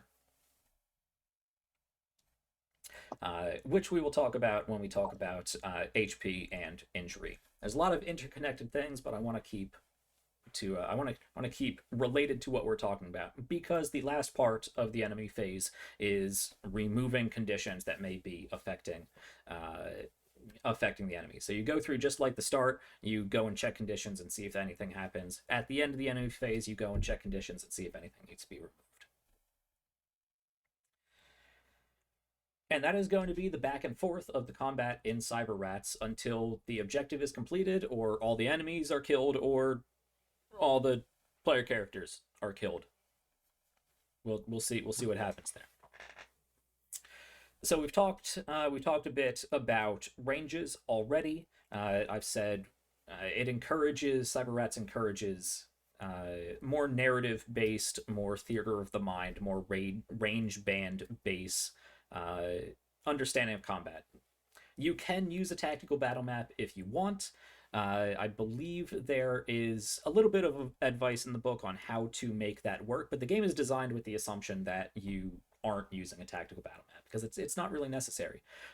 Instead, you interact with the environment and position yourself, against objectives and enemies based on the 3 range bands. That is close, which is within a few steps, generally melee range. Nearby, which is generally a quick sprint away, maybe one room. You are giant cybernetically enhanced rats, so maybe you move a little farther than the average person, but it's nearby generally. And then there is far away, which is generally anything further than near, but still relatively distinguishable.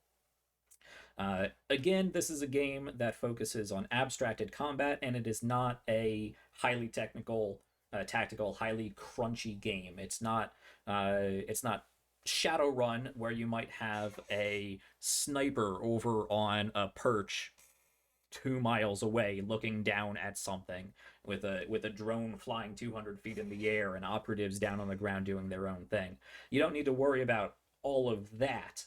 You can basically crunch it down into close, near, and far. And the way that missions work, just like in XCOM, you get into your your ship, your shuttle, your helicopter, your tactical blimp, whatever it may be. You are brought over to where the problem is, and you are dropped in the thick of it. You might not be dropped right on top of enemies, but you're dropped in the thick of it, and you get to go. So you don't really get the opportunity to have that sniper 3 blocks down, overwatching the battlefield. Instead, if you want to have a sniper, and a sniper is an option as a weapon in this game, generally you're going to stick to that far or near area, but it's going to be within that abstracted battlefield that you're jumped into. You're still going to be part of the scene. You're going to be interactable with the other characters and interactable with the enemies, as opposed to being 3 blocks down the road. This goes back to my D&D days, another little editorial because I think they're fun. My players were infamous for running off of the battlefield and just kiting and shooting. It's so annoying. So I like this system of dropping your characters into the thick of things and being able to define in loose narrative range bands. Are they close? Are they near? Are they far? Ammo is real simple. Your weapons have ammo. You are generally regarded to have infinite ammo, but each weapon has a ammo value that just means however many shots they can fire off before that weapon needs to be reloaded, which takes an action. I wish I had more things to throw back at my players, because this is the section of the document where I'm really just explaining how the game works. I wish we could drop into an example combat, but that would take too long for what we're doing here. We're going to be seeing plenty of combat when we get to corporate shills. But as far as combat, the last thing we need to look at, of course, is how damage works. Because damage is going to be flying about, so HP and injury. We've already said that enemies automatically hit when the GM decides to activate them. Players, of course, they need to roll to hit. But pretty much every character in the game, whether that be the player characters or the enemies, have some combination of soak, shard, and barrier. Some of those terms might be familiar, like soak. I know a lot of games use a soak mechanic. Soak reduces the amount of incoming harm equal to the amount of the soak value before it applies to any of the further defenses. Soak does not get worn down. Soak does not get eaten up. You can't destroy the soak section of the armor. If you have a soak score of 1, anytime damage is thrown at you, you take off 1 damage from that and then move down the defense line.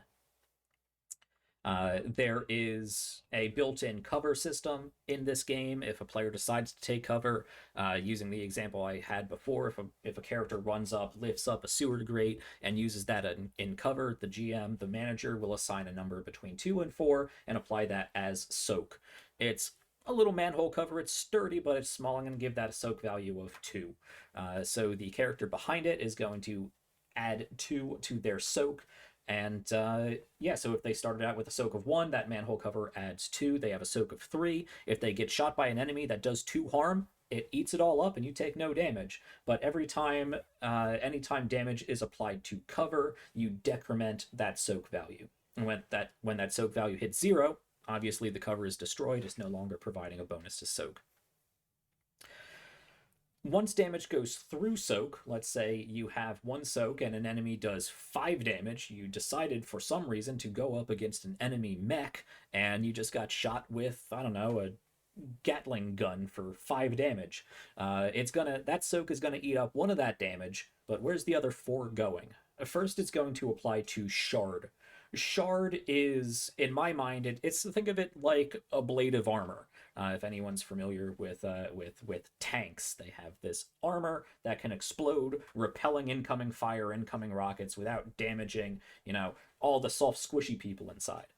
Shard is very similar to that. Any harm that is directed at a character with a value of Shard is negated.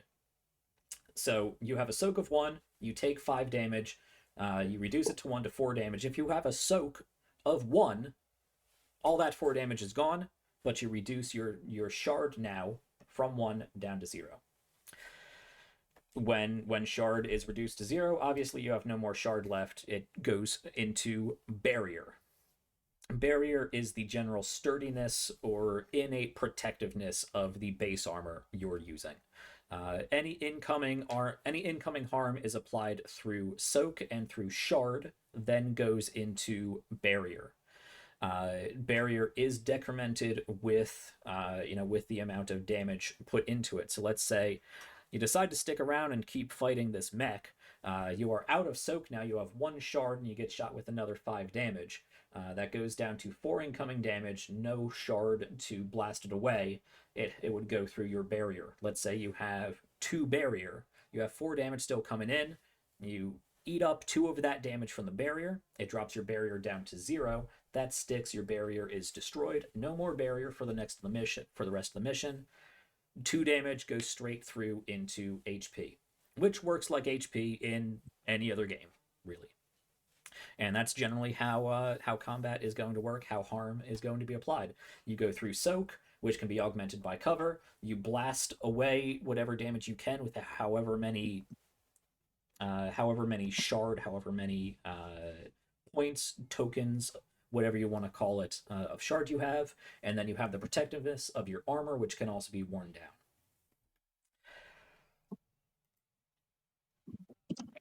When you get to 0 HP, another important distinction when we're looking at combat in any game, what happens when you drop to 0 HP? Some games you go unconscious, some games you die outright, some games you are removed from the scene. In Cyberrats, when you hit 0 HP, you are considered dying. You go into a dying state. You are unable to act, but you are still there. You're not outright dead. Other players can still interact with you and try to heal you, but you are considered dying. And you will die in 4 rounds unless you are either healed, brought to the evac zone, or the mission objective is completed. If the mission objective is completed and you're in the dying state, it's generally assumed that your characters are able to pick up your body and stabilize you enough to get you back to base. The only exception to that would be missions where you actively have to get back to the evac zone. Your body has to be brought to the evac zone.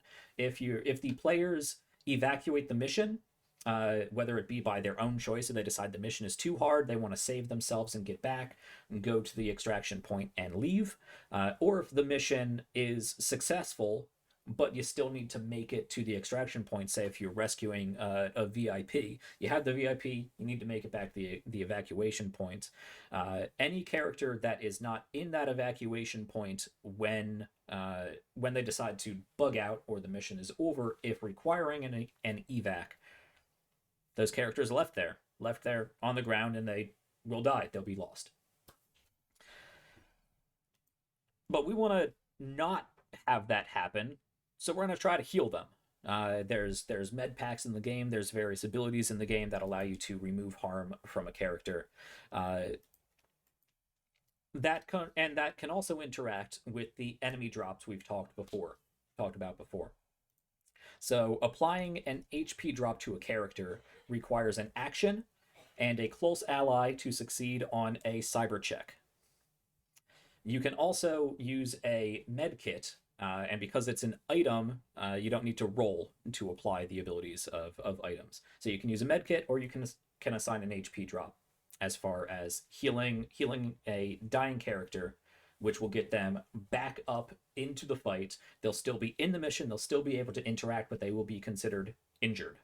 And there's no way to deal with the injured condition on the mission. It doesn't really affect the ongoing mission, but injured is an important distinction for that character moving into the next mission. Because injured characters cannot go on secondary missions, cannot go on primary missions. I'm correcting myself there. They cannot go on primary missions. So if you have an injured character, they have to be put on the secondary mission. And injured characters apply a negative to the roll for a secondary mission. We'll talk about that in a bit.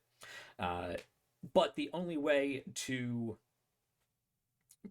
uninjure a character is for them to go on a secondary mission, and for that to succeed with a 5 or a 6, bringing one of the injured members on that mission back to an uninjured state. Or you can unlock the clinic in your base, which is a building you have to use construction pieces for to buy, that allows you to heal your characters during downtime. And you can look at all the different rooms and exactly what the clinic does. There's a section for base rooms in the book. But generally, if you have an injured character, it's going to make things difficult. And if you have 2 injured characters, and an injured character can't go on a primary mission, one of them's got to die, and you got to make a new character to send out on the primary mission.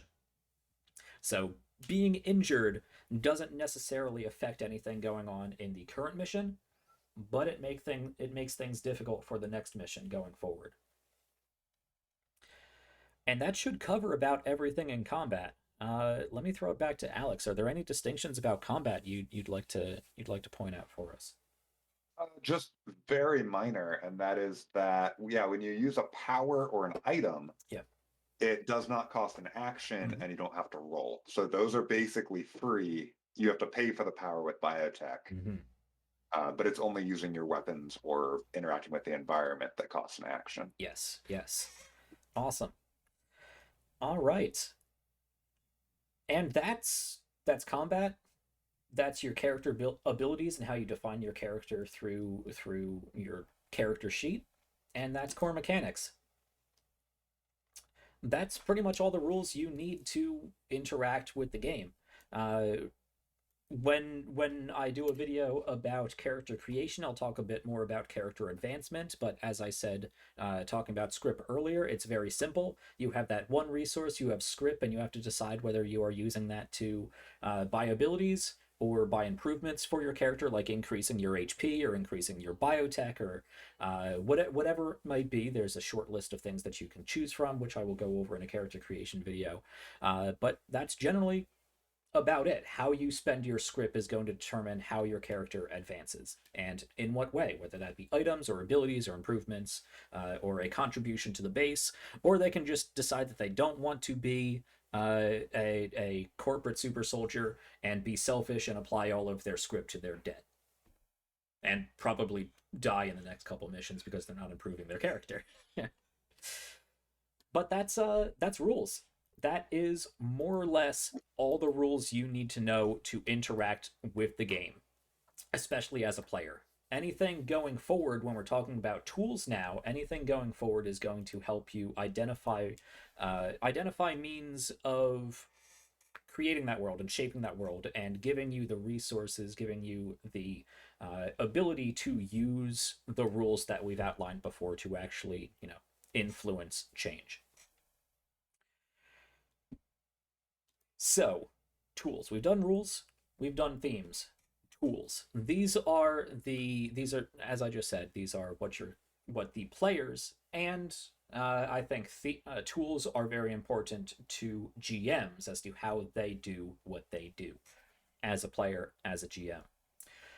The biggest one in this, as we've already kind of talked about before, is the gameplay loop and how that is built into the game and how you navigate that gameplay loop going into the game and progressing through the game.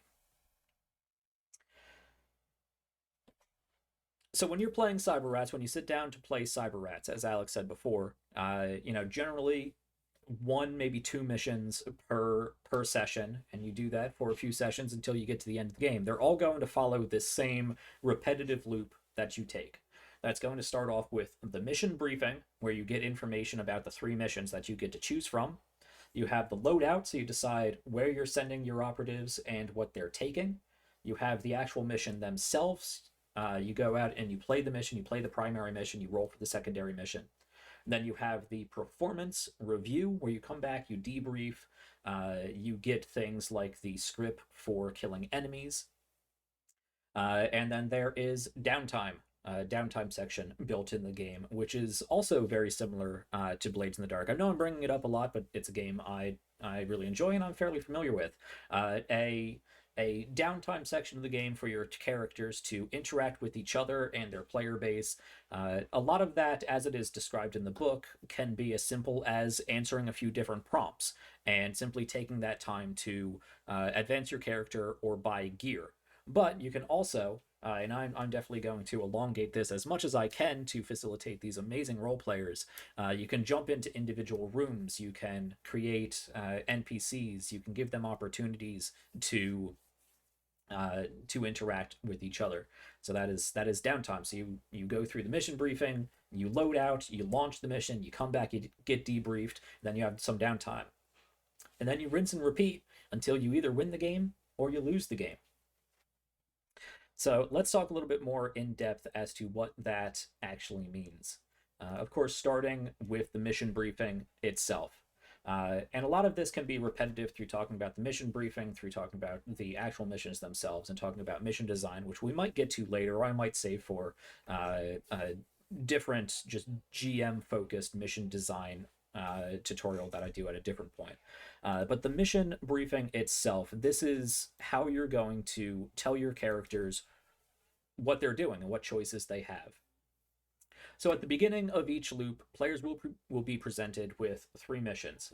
Alex has already more or less defined them. There's the primary mission that you get to go on and actually play out. You do all the roles, you do all the role play associated with it, and then you come back, hopefully. There is the secondary mission, which is another mission you get to send your other character on. Every player has 2 characters they get to use. They send one on their primary mission and one on the secondary mission. The secondary mission is resolved with a single die roll. It's real quick, and you do that. Generally, I believe you do that after you come back from the primary mission to see how it goes, because it's happening at the same time as the primary mission, but it allows the world to progress and your second character to progress and therefore stay relevant to your first character. There's some XCOM character management for you. I know all about that. Allows those things to happen simultaneously with actually playing out a mission. So you don't have to play out 2 missions in the same time span as one. But you have 2 characters and there's 3 missions. As we said before, that means you automatically fail 1 mission. And failing a mission, whether you fail it because you went to the mission and it goes bad, or it's the mission you chose to fail, every mission you fail results in the associated faction's threat level and victory meter increasing. So every briefing, you're automatically going to fail something. you have to strategize with your players and look at the threat level and victory meters of these different factions to decide which one of them you want to automatically fail and get worse. Now, that can get a little bit more complicated, especially later in the game when you're dealing with missions that can have up to 2 factions involved. You can have missions that have, both aliens and Valdivian agents on them, or a mission that has both military and aliens on them. And that's going to influence how much the threat level and victory meter goes up or down, depending on success or failure. It's all written out in a very clear way. Just presenting it in bulk, especially verbatim, can get a little bit confusing. My player tip for this is it's going to come in time. When you're presented with all of this information, it can get a little bit confusing. The way it's broken down, I'll simply break it down for you, and I'll let you decide how best it sticks. But missions can involve 2 factions. When a mission is presented with multiple factions, let me back up here and make this easier to break down. If there's only one faction and you fail, the threat level goes up by 1, the victory meter goes up by 3. If there are 2 factions and you fail, the threat level goes up by 1 and the victory meter goes up by 2. So it's not as bad if there's multiple enemies working against each other.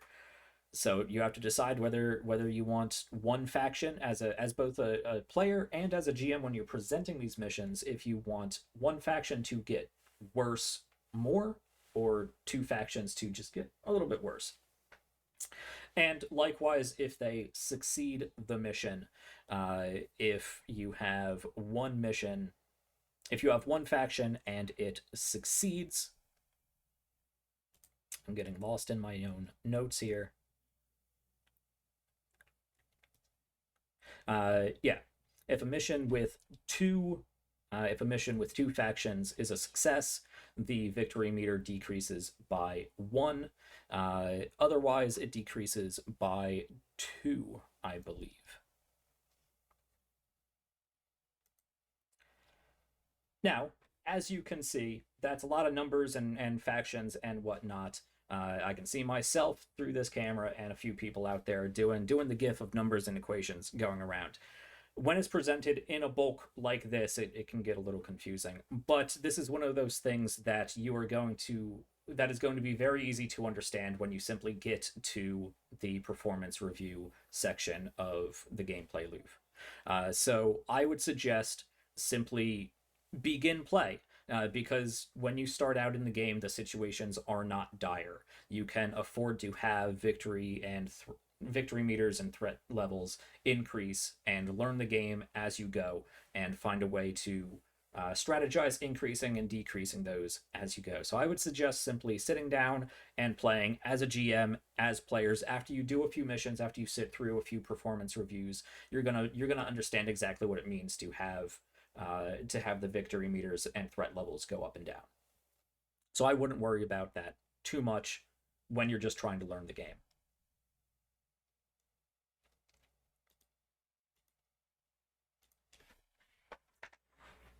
I need to remember to hydrate. I need to put a hydrate. What are these things called? Drake uses them. People spend channel points. Yeah, tell you to hydrate and sit up straight. I need that. Okay. I love the hydrate check. It's really helpful. The most beautiful thing ever. So, you have your characters. They go into the debriefing. They have 3 missions. They assign what kind of mission they want to go on. Now it's loadout. Loadout, again, very familiar to anyone who has played an XCOM game. You have your 2 characters for each of your players. One goes on primary, one goes on secondary, and then they get to choose their loadout, what gear they're bringing. The biggest distinction here is that you can only have 5 active powers. So as you unlock new powers, you have your Megacorp power and your Mutator power, and then you have all your career powers. But you can only have 5 of them active at once, and an important distinction is if you have a power that you used in the downtime section of this, that power counts as one of your 5 powers moving into the next mission. And then that will reset at the end of that mission. So you go through a mission, you come back, you do downtime. If you use an ability that, say, lowers the cost to be able to buy a piece of gear or something, that's one of the 5 powers that you can use on that mission. So you've already spent one, you get to choose an additional 4. So 5 active powers per mission, per character. Other than that, that's it. You have your powers, you have whatever items that your characters can afford and take with them, and you decide where they're going to go. You can also, at this point, spend script to purchase assistants. And assistants are really interesting in this game. They're kind of cannon fodder that gives extra abilities. And you can find more information about them in the book, but it basically adds an NPC to the mission that you get to go on. They provide minor bonuses. They're real squishy. They have 1 HP and 2 shard. No soak, no barrier. So 2 shard means they can eat up 2 attacks, whatever that may be, whatever damage it may be. Then they have 1 HP and they're gone. But they apply interesting bonuses that other player characters can take by using their action. Again, the GM doesn't roll any dice. The GM is not in charge of that assistant. It simply grants extra abilities that the player characters can utilize. With your loadout complete, you then go out on your mission. We've already talked extensively about everything you can do on your primary mission. Let's talk about the secondary mission. The secondary mission, as I said, you resolve with a single die roll. And you make that dice roll through a dice pool that is determined mostly by the characters and their loadout. So you start with 1 die, then for every 2 operatives that have a career, remembering that you start as an intern on your first mission, for every 2 operatives with a career, you add a die.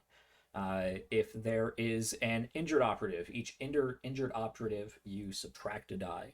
For each operative with a weapon or gear with 3 or more tags, you add a die. For each operative with a power from a row labeled 3, 4, 5, or 6, the higher tier powers, you add a die.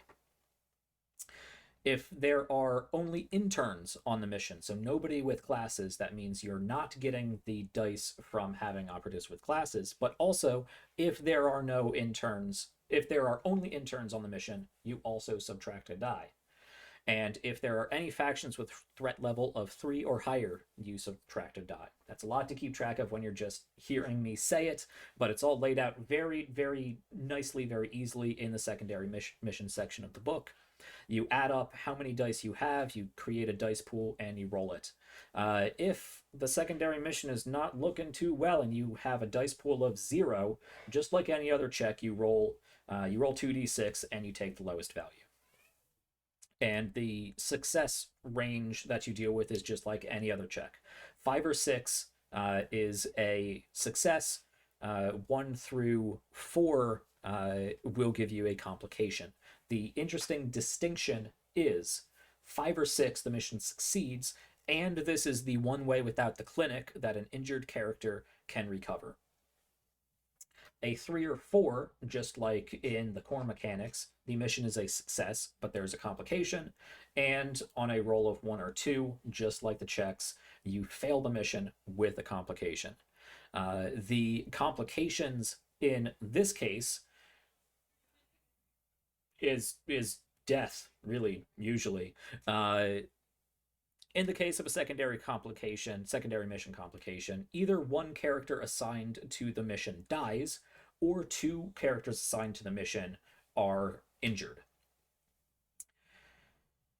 If there are not two characters that can be injured, if you have 3 injured characters on that mission already and only one of them is uninjured, somebody's gotta die.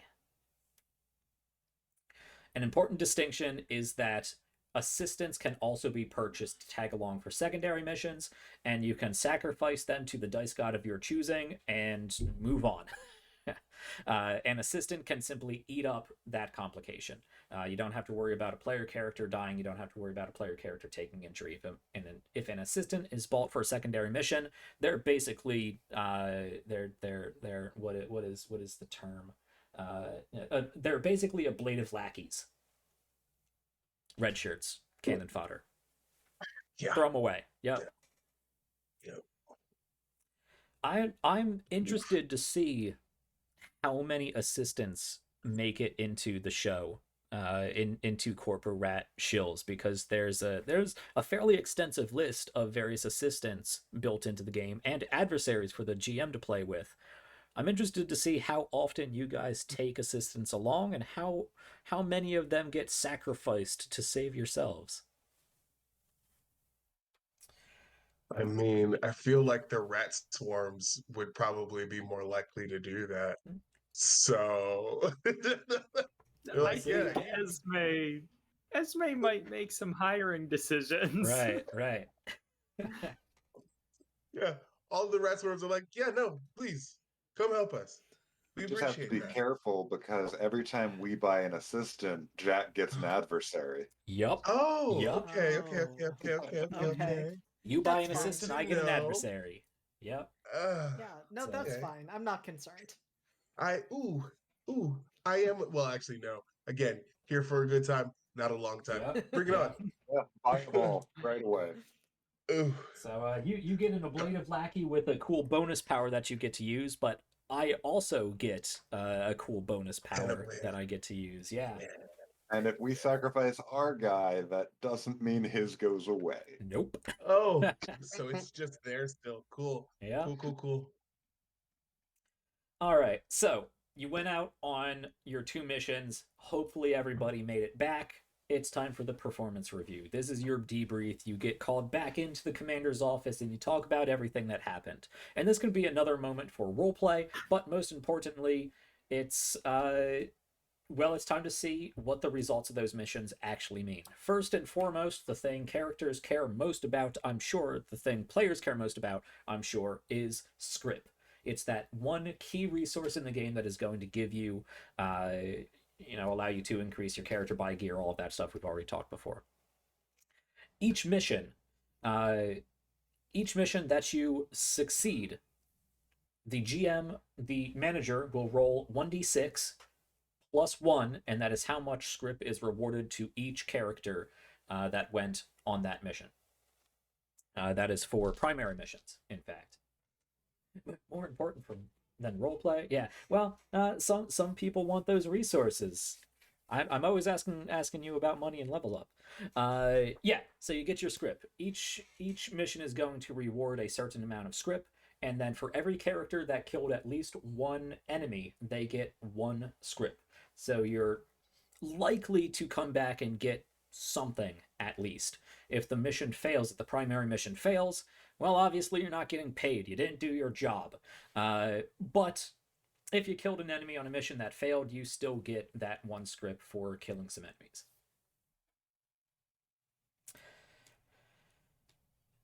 As far as secondary missions, any characters that go on a successful secondary mission automatically get 2 script. So it generally pays less than a primary mission, but you get something. And that is generally how you get that 1 resource to increase your character. So going on mission after mission, you'll eventually build up a nice pool of script to be able to upgrade your characters. But it does kind of have a little bit of a built-in spiral to it, in the fact that if you are consistently losing missions, you're not going to get the script needed to make your character good enough to stop losing missions. So it is important to look at which missions you are going on and making sure they're missions that you are confident that you can succeed in. Therefore, get script, therefore, upgrade your characters and continue to go on missions with even harder enemies and continue to succeed. The only other thing that happens in this performance review is, as we talked about before, victory meters and the threat level, which we've already talked about. Success, victory meters go down. Failure, threat level, and victory meters go up. The military plays a weird role in the sense that they don't have a victory meter. You don't need to worry about the military usurping the gameplay. And they interact with the other two factions' victory meters in interesting ways. I will let you, as the GM, if you decide to sit down in this game, I will let you, as the GM, worry about the intricacies of victory meters and threat levels as you go through play. But as I said, I think you have more than enough with all of this to sit down, work your way through these missions, get to the performance review, and simply flip to that page and identify how those go up and down. And as you complete more and more missions, go through more and more performance reviews, that's going to solidify into your mind. I'm sure by the time we are done with this 6 to 8 episode miniseries, I will have a complete understanding of how victory meters go up and down based on factions and success rate. Forgot which show it was for, but they saw you rocking some solid liner. I'm trying to keep up on That chat. was for JD. Yeah. That's I for got you. JD. I got you. Yeah. Yeah, I did not get as decked out as usual for today. No, that's fine. No, I expect complete rat cosplay next week. Working on it right now. No. I'm gonna be a whole trench See- coat full of rats. It's Yeah. gonna be See these fine. big old ears, Yep. boy? Yep. I got rat cosplay all day, every day, Yep. baby. All right. So mission briefing, loadout, mission, performance review. Now it is time for everybody's favorite downtime and role playing. It's, as I said, very simple in this game. You get as much role play out of your downtime as your group wants, really. It can be as simple as there's a section in the book for downtime where it lists off a number of really evocative questions that you can ask your players, and it feels to me like how I like to run other games, post-game shows, where I ask questions about which character did something really cool, and what do you want to see going forward, and what they could have done better or differently, or whatever it may be. There's a lot of prompts in the book for you to ask your players, and through their characters, get them to either monologue as themselves, or interact with an NPC, or interact with each other. But generally, during this downtime, you want to shine the spotlight on each one of your characters, at least once, as long as they're looking forward to that role play. So you could make when you shine that spotlight on them, they can have a role-playing moment just by themselves, introspectively. They can have a role-playing moment with some other characters, or you can have them interact with NPCs. I'm really looking forward to seeing all the downtime interactions that these guys had, because even in our session 0, I could not stop them from role-playing. Listen. We all just meshed, and then our characters were like, let's have fun, yeah? And, that's where we were. Yeah. I am all for this voice. Yeah, we're going to try and keep it as much as possible. Yep. We're going to try. All right. In downtime, of course, aside from roleplay, this is also where you're going to be spending your script. We've already talked about that. Before the next mission, any lingering conditions, tags, they are removed. HP and biotech are restored. Soak, Shard, and Barrier. Soak, Shard, and Barrier are reset, and all used items in the previous mission are replenished. Injured characters can only become uninjured at this time if you have the clinic unlocked for your base. And that's it for downtime. rinse and repeat. When you're done with downtime, when everybody is satisfied with upgrading their characters, buying gear, and talking with each other, you're going to get called back to the commander's office, and it's time for a briefing for the next set of missions. That is the general gameplay loop for Cyberrats. But let's talk about what that means mission by mission over the long run. And this is where we're going to differ a little bit in our demo play series, because I'm going to try to we'll see how many missions we can get through per episode. With the amount of role playing that I assume that we're going to get, we're probably going to average about 2 missions per episode. But there are certain points in the sort of pre-established, the foundation for this story that is Cyberrats. As I said, there's built into the game win and fail states of, well, do you kick the aliens out? Do you succeed in blowing up the mothership, whatever it may be? Do you succeed in stopping the interlopers, or do they take over the world, or does Valdivian manage to claim the victory and the profits for you? But in the process of working towards those states, you go on these missions. And as you go on these missions, you're going to unlock story-based missions. And I call these the main story missions.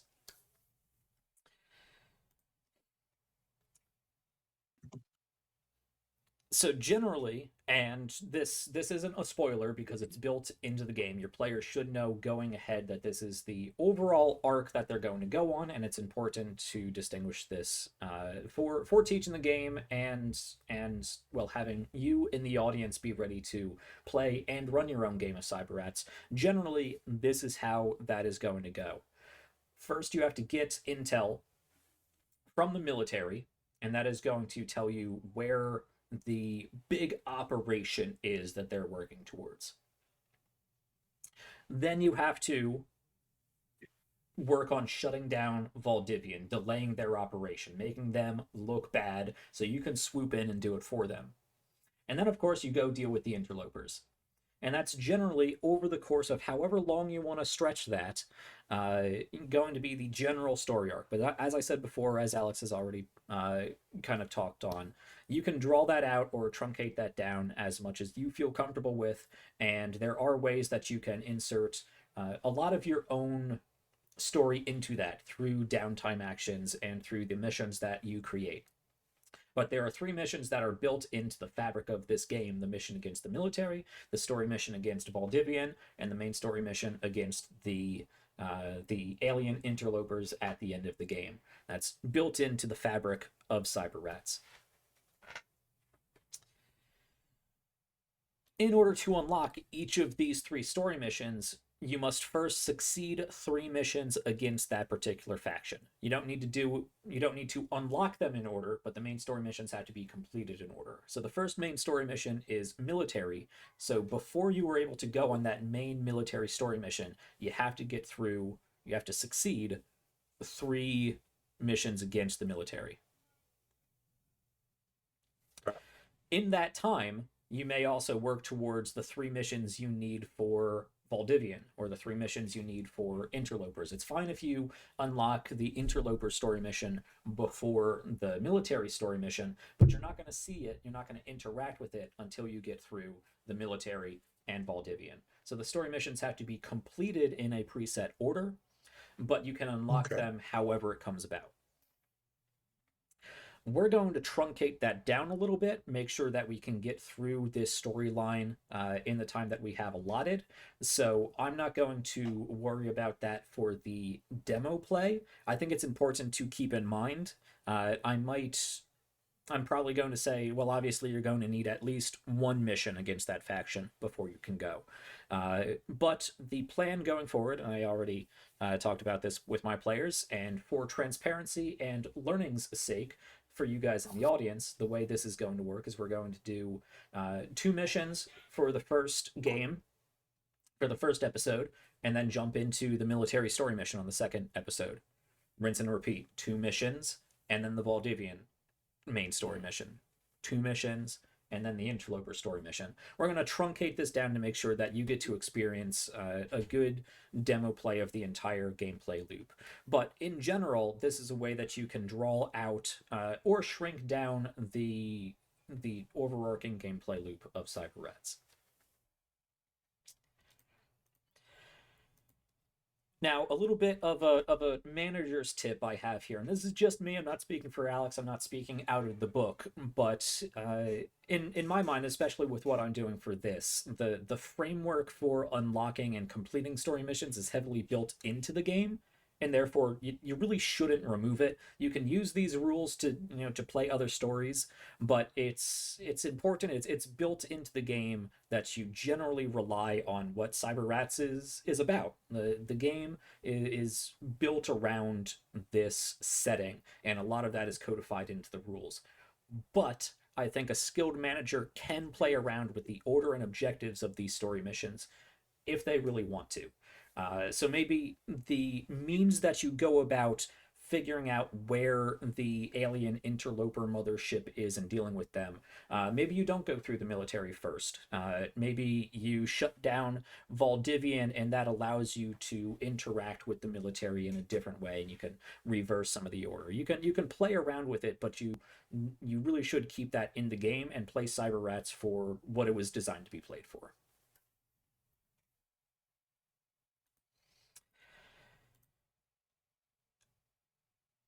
But that is the majority of the game. That goes back to the theme we talked about in the very beginning. It only matters if you save the world if it's your corporation that does it. So you have to be on the lookout for those victory meters, and a lot of the game, aside from playing through missions, is going to be victory meter management. Anyone familiar with XCOM 2 is going to know just how difficult that can be. So I'm looking forward to seeing if we can actually make it through all of this. I imagine that we will, again, because I'm truncating it down. I think our main problem is going to our main potential problem is going to be how many characters we lose in the process. But we'll see what the victory meters look like as we progress. And if things go really bad and the victory meters fills up for either Valdivian or the interlopers, it's possible that they might lose the game. So we'll see what comes out of it. That is the general gameplay loop for Cyberrats. That is how you're going to interact with the world, with the game, and with designing from a manager standpoint, from a GM standpoint, how you design the game and present it to the players. The only other tool that I think is really necessary that you have a good understanding of is the tag system in this game. In Cyberrats, tags are conditional modifiers. That can be applied to characters, enemies, gear, and missions. They all have their individual tags that can be applied to them. Each tag applies some kind of modifier or changes or augments how that tagged entity functions. And you can learn more about that specifically on page 27 if you're following along in the book.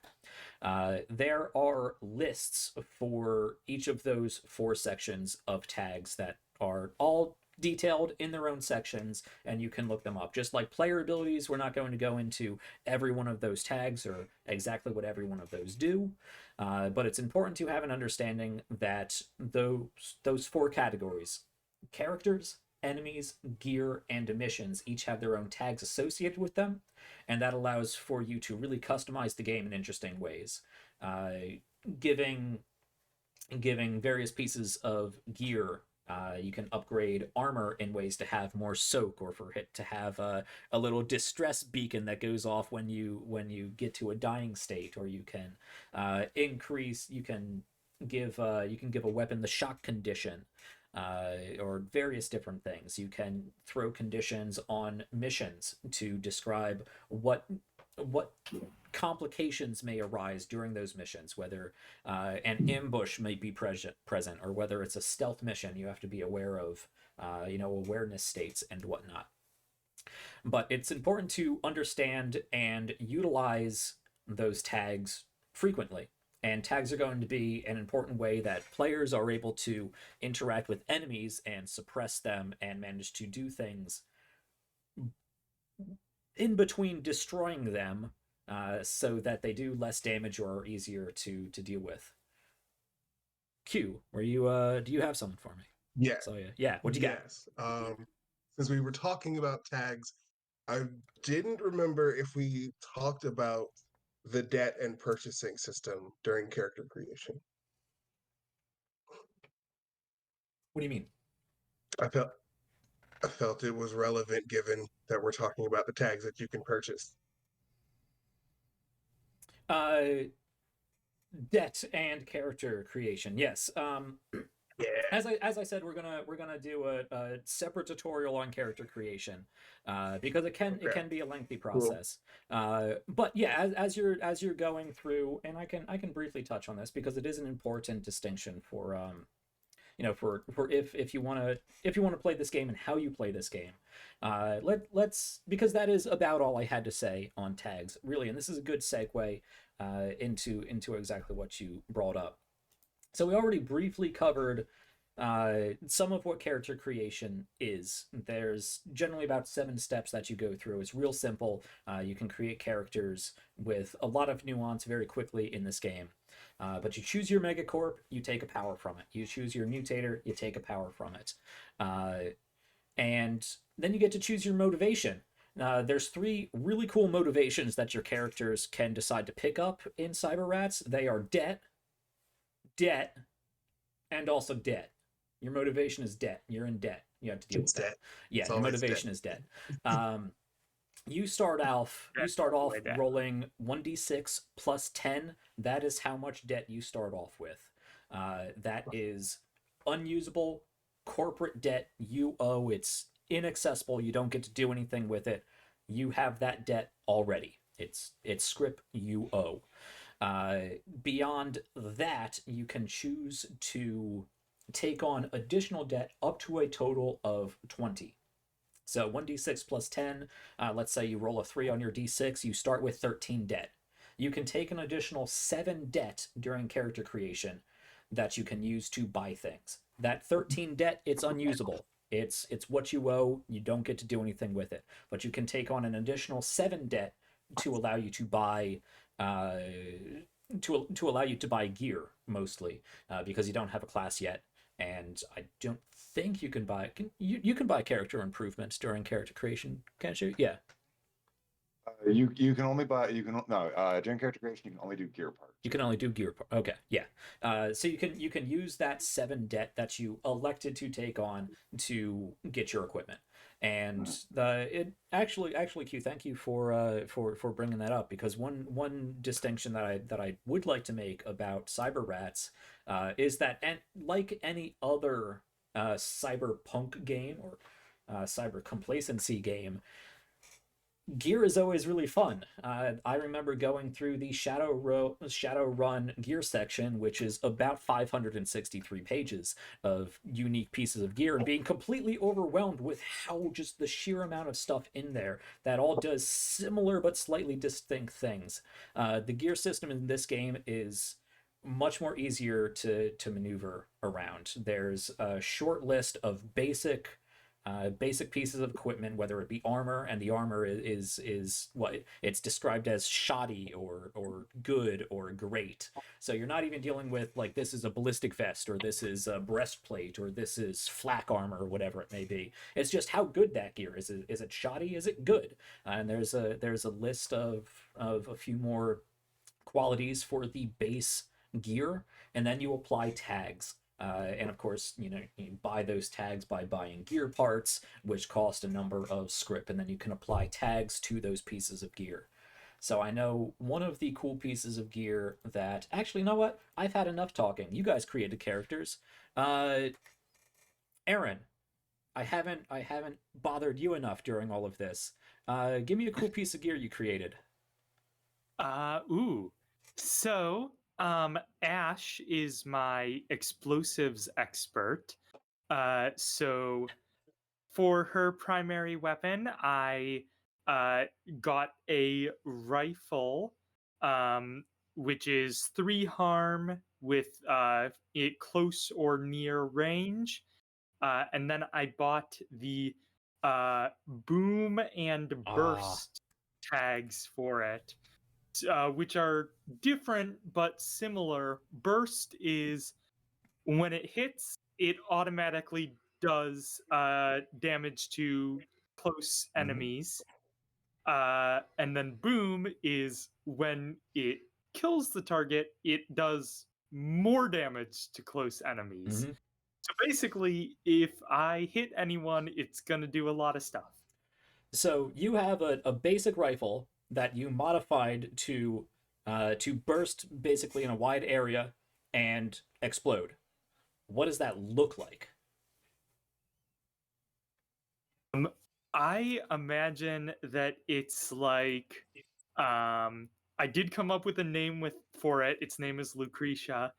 And I think it's a to me it's like a heavy rifle with special like modified explosive rounds. Mm-hmm. Mm-hmm. Love it. Love it. Amazing. All right. So this is really why I like this this tag system and this customization system, because that's really easy to navigate. You have your base item and you have a tag you apply to it. There's other upgrades that you can give along the way. Things like multi-shot for two parts. Each attack costs 2 ammo, but you double the harm. Adding that to that weapon would be ridiculous. But That's the plan. yeah, I'm looking ahead. But somebody else could pick up the same exact rifle, the same base rifle, and decide that they want to instead, I don't know, throw knockback on there and reliable. So when you fire this rifle, another character with a different rifle with knockback and reliable, well, let's check out those tags. Reliable, you can reroll ones when attacking with this weapon, so you're more likely to hit. And knockback sounds pretty self-explanatory to me, but let's see. You can move any targets one range band after they are hit by this attack. That's very interesting. It's very interesting. It's not knocked down. It's not back. I like that. So the rifle I created, it's more likely to hit, and they're using big weapons, big high caliber weapon. You fire that weapon, they stagger backwards until they're in a different range band. So you have an equipment section that I believe for each of these, yeah, when you go and look at equipment in this book, it's 1 page for armor, 1 page for weapons. I believe it's even and then you have conditional tags, which you can apply to enemies and player characters that are like conditions in any other game, poisoned or like in the dragon game, poisoned or prone or confused or whatnot. There are a list of conditional tags that you can apply. But as I said before, I'm not going to just read off all of those tags, all of those upgrades. We would be here all night. There's not too many of them. It's a very compact but highly customizable system that allows you to create very unique weapons for everybody, very unique missions that you can go on, and apply conditions to your characters and characters to enemies as you progress through the game. So my tip for tags is much like my tip for victory meters. You'll simply pick them up as you use them. As a player, as a GM, I suggest that you have a book available, or you can print out a cheat sheet. There's a fantastic glossary section at the back of the book that you can print out that has definitions for most, if not all, of those tags right there on 1 page. I might also be putting together a quick reference sheet for those tags if I think that would be helpful, and having something like that next to you so you can go and you can reference what each thing means, because I know when I'm playing D&D, me, I still have to pick up my book and see exactly what the poison condition means sometimes. But you'll pick these things up through play as you use them, and especially as a player, the conditions that you put on your weapons, you're going to remember what that does because you put them there and you use it all the time. So I'm not going to spend any more time going over exactly what those tags are. You are encouraged to read through them and work them into character creation and mission creation as a GM, and then just have fun and learn them on the go.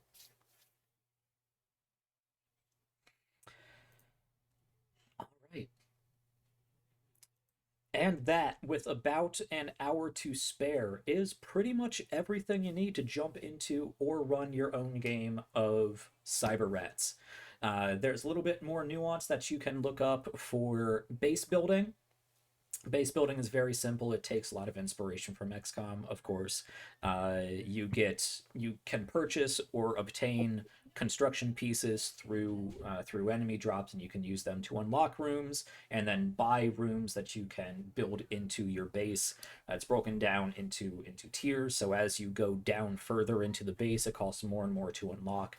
And each room gives various bonuses that can be applied. Maybe they're extra powers that your characters can use actions on in missions. Maybe it's like the clinic that allows your injured characters to be healed. There's a lot of really cool stuff there. And then as a manager, there's the interaction with the mission design system, and I think I will do a more in-depth guide on mission design, like I do a walkthrough tutorial of character creation. But mission design is kind of like character creation for the GM side of things. You're going to be presenting 3 missions to your group of players every briefing section, and generally you need to make sure that they know who the target faction they're going against is, whether it's one target faction or 2. Let them know which target they're going against in that mission. Let them know what the objective is, and there's a list of really cool objectives on page 87. You can choose from there. You can make up your own. I'm not going to go through exactly what that list is. Anyone familiar with XCOM is going to be familiar with a lot of those different objectives. Rescue a VIP, defuse some bombs, hold out a number of rounds, exterminate all enemies, whatever it be. Then you can apply tags to those missions. Again, I encourage, and the book encourages, to use those tags. As much as you think is fair, make the tags interesting. Complete list of tags is on page 89. And those are things like bio-rich, which we talked about, or stealth, to let the players know that this is a mission that they're going to go on, and they're going to need to be stealthy, because if awareness reaches a certain point, awareness is measured in a bar of 10, and that goes up based on how many characters are seen or how many explosions are happening. Ash using that weapon on a stealth mission would completely botch it immediately, and it'd be super interesting. No. If there are no witnesses, complete stealth mission. Sure. That is that is logic. possibility, I guess. I support this. Yeah. So tags are a primary way of telling the player what they're going to be getting into and the complications they can expect on those missions. Target objective tags. Let them know where the location is. There's a list of interesting locations on page 92. That's like warehouses and corporate parks and various things where all of this action can happen. There are enemy details towards the back of the book, defining all of the enemies available to the interloper aliens, to the Valdivian Corporation, all the military units, and then we've already talked about the evac zone. But yeah, mission design. Present players with target faction, objective, tags, and locations. They decide what they're going to do. When they get into the mission, that is when you obviously reveal what the enemies are. Mission design, as far as enemies concerned, in the book, it really is, as Alex, you put it in the book, really much more of an art than it is a science.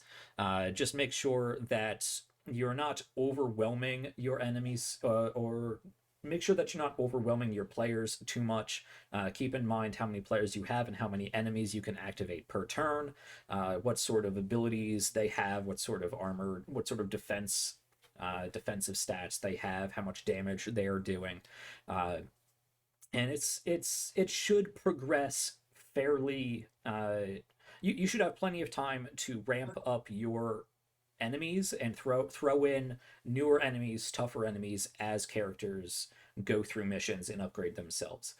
So there's some guidelines you can look into more information about enemies on pages 89 and 95. But it really is going to be more of an art than a science, and you just need to look at what characters your players have and how they're prioritizing their script, and use that to play around with what sort of enemies show up and how many. And obviously, like any good GM will tell you, just because it says on the piece of paper that I have over here that there's 12 enemies that they have to deal with, if that is too many or not enough, you're the GM. Make it up. GM art right there.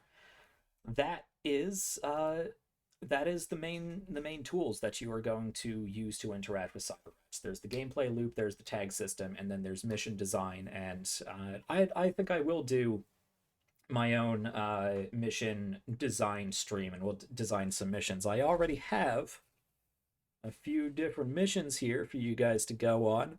I'm real excited.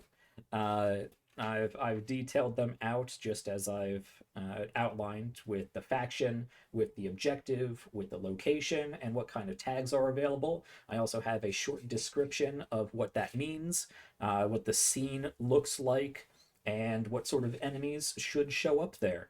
And I'm excited to see which of these missions they choose to go on and how they interact with them.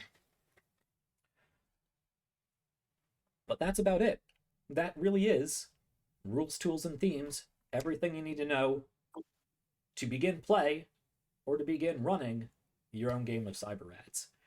So let me just throw it out there to chat, especially people hanging out. I keep seeing chat fly by in the window next to me, and because a lot of this is talking head, me explaining rules, I haven't been able to keep up as much. But thank you so much for an active chat. I love seeing it. So we got a first-time chatter here. The vocab in this game sounds pretty similar to Edge of the Empire / Genesis. Edge of the Empire is Star Wars, right? I don't have a lot of experience with that though. Game I'd like to get into. There's some similar terminology, but they are differences. I mean, like the dice alone are Yeah, different. I know it uses different dice. Yeah, Very different. They're fun though. Yeah. I've seen some playthroughs of some Star Wars shows, and I made a couple characters. It looks like a fun system. We'll see if we get to that. Yeah, so chat, if you guys have any questions, I know I've been going for a while, going for about 2 hours or just over here. It's a lot of rules to take in at once. Let me know if you have any questions. Myself or Alex here will be able to answer them, to go over them a little bit more. So if you have any questions, if you guys as players, do you have any questions, clarifications you would like for rules? Uh, I'll use this pause to hydrate. No, I don't think so. Mostly, I'm just excited to get into it. This has been just the build up has been so good. I'm so excited. Will we have channel rewards to impact the game? I would like to. I know I played around with that during my charity events that I ran last year, and I want to do a lot more of them this year. I had charity buys that would interact with the game.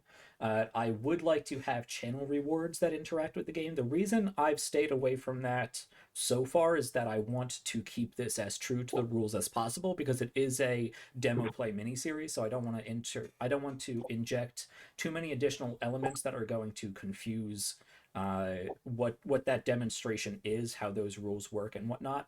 But if I can find a way to do that in a transparent enough way that it doesn't get confusing, I would love to have channel points interact with the game, because I think it's always super fun. Chloe, channel points to apply conditions to all operatives. Perhaps, yeah. See that? Oh, oh, You see that right there? Chloe's coming for you, Q. Good. All right, all right. Good. Always. I'm gonna play around with it because I like the idea, and especially if chat is asking for it, we'll see what I can come up with. Okay, so it sounds like my cast here is good with questions. Uh, definitely let me know if you guys have any more questions in chat. After this, if you have any questions that you come up with or just want to talk characters or missions or concepts, hop into our Discord. I'm there. All of these lovely people are there. Ask about the game, ask about, design philosophy, ask about missions and enemies and whatnot, and we'll talk to you because we're all super excited about it. But that really does conclude the tutorial section of this. I know it was long, so I super appreciate all you guys hanging out in chat. I like doing it this way because it keeps everything in one format. Mostly I like doing this for the VOD. I can go in, I can throw in bookmarks that people can go back and reference these rules as they need to. And we got some really cool insights from the creator, Alex, here into different parts of the game. We got really cool examples of how dice work and some equipment that we got from players. So I like doing it this way to really introduce the game to the audience before we get into the demo play. So if this sounds like a game that you'd be interested in playing mechanically, if it sounds like a game that hits the themes you are looking for, I'd really suggest going and picking it up. It's a very easy game to get into. It's a very cinematic game to play, and we're going to have a lot of fun with our demo play. Let me actually take this opportunity because I think I still have it. Do I have it pulled up anywhere? I do not. Alex, you want to drop another link to Cyberrats so they can go pick up their own copy? Awesome. Yeah. So if this game sounds like something for you, go pick it up. It's a really nice game. I'm really looking forward to playing it. Now, while we hang out for a little bit more, I want to turn this over into I want to talk about session zeros. Because session zeros are really important. I try to get these talks into these learning the game streams and videos in my previous series. Sometimes I fit them in, sometimes I don't. One of the series I know Veil the Void is a fantastic game. Fantastic game. There's a lot in here. It took the full 3.5, 4 hours to get through those rules. But we have about 45 minutes left, and we had such an amazing session zero that I want to go over some of it with you guys. But session zero is incredibly important. And I just kind of want to, PSA on this little small platform that I have to really drive home just how important session zeros are and what you can talk about, because anyone who is following along on Twitter, every now and then there's some big controversy, some big debacle that happens that I think can really be solved ahead of time with good faith, transparent session zero conversations. And I had such a great time talking to all of these people during our session zero. I really got to know them as people before knowing them as players or their characters. We went over safety tools so we know boundaries. We talked about the theme of the game and what to expect, and then of course we talked extensively about characters and working them in together and talking about our base. So for you want a Discord link for our Discord? Yeah, that's a good. This I have. Q already put it up there. Oh, did you? Awesome. Perfect. Yeah. Perfect. Yeah. I'm helping. Thank We've got you. your back, Jack. Thank you very much. I had Nightbot all set up for all kinds of cool commands, but Nightbot won't listen to me, and I don't know why. So I'm gonna have to sit down with them later and have a serious conversation. It'd be like that. Yeah. Yeah. And I see. Just put Alex. You put an 11%. sale on the game. Awesome. Flash sale. Flash sale, yeah. Go pick up your copy of Cyberrats right now. You won't be disappointed. If you made it through all of this, if you sat with us for almost 2.5 hours now, go pick that up because you won't be disappointed. It's a fantastic game. You owe it to yourself. Yeah, yeah. Okay. I can minimize this guide and stop looking at it. Session zeros. As I said, really important session zeros. And I've seen a few topics about this on Twitter, especially about safety tools, and we talked extensively about safety tools for this game. There's not a lot that's going to come up in Cyberrats, as it's not a super heavy game. It's very Saturday morning 90s cartoons, so there's not a lot of gruesomeness or psychological existential dread or dangerous social conditions that you're going to have to be aware of. But it's very important for any game you run, whether you're running a 3-year-long campaign of D&D or whether you're running a one-night one-shot of Lasers and Feelings. I do suggest making time for a session zero, talking to each of your players about where their boundaries are, about the safety tools they want to use, so that you know who you're playing with, so that they can have the best possible experience. Because tabletop role-playing games, collaborative storytelling needs to be a safe and inclusive and welcoming space for everybody, so that they can express themselves and feel comfortable really getting into characters and telling the stories that they want to tell and they want to experience without the fear of triggering somebody or being triggered by something themselves.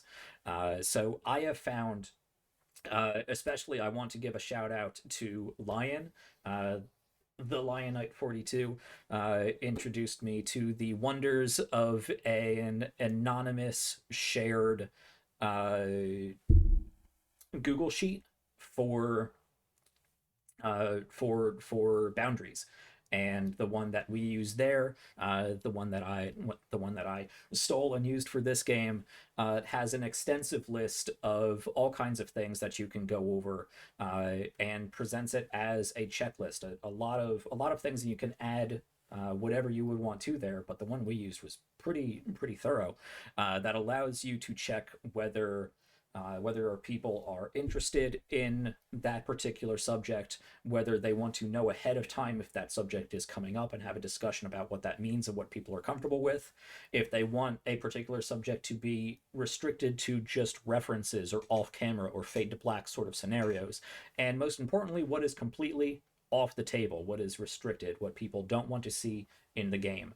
And on top of that, you can add things like names that people don't want coming up in their game. I know there are names of people in my past that I don't want coming up in games. So that's something else that you can be aware of going forward, that it's not just topics, it can be names, it can be anything that that your player wants you to be aware of as a GM. So I recommend doing something that is as far as checklists that are shared but anonymous, so that everybody stays on the same page and they can feel comfortable modifying that list, modifying that check mark, and being able to present that without anybody knowing who it may be. So you can be true to who you are and what is important to you. I also recommend there are sites available for you to send anonymous messages to people.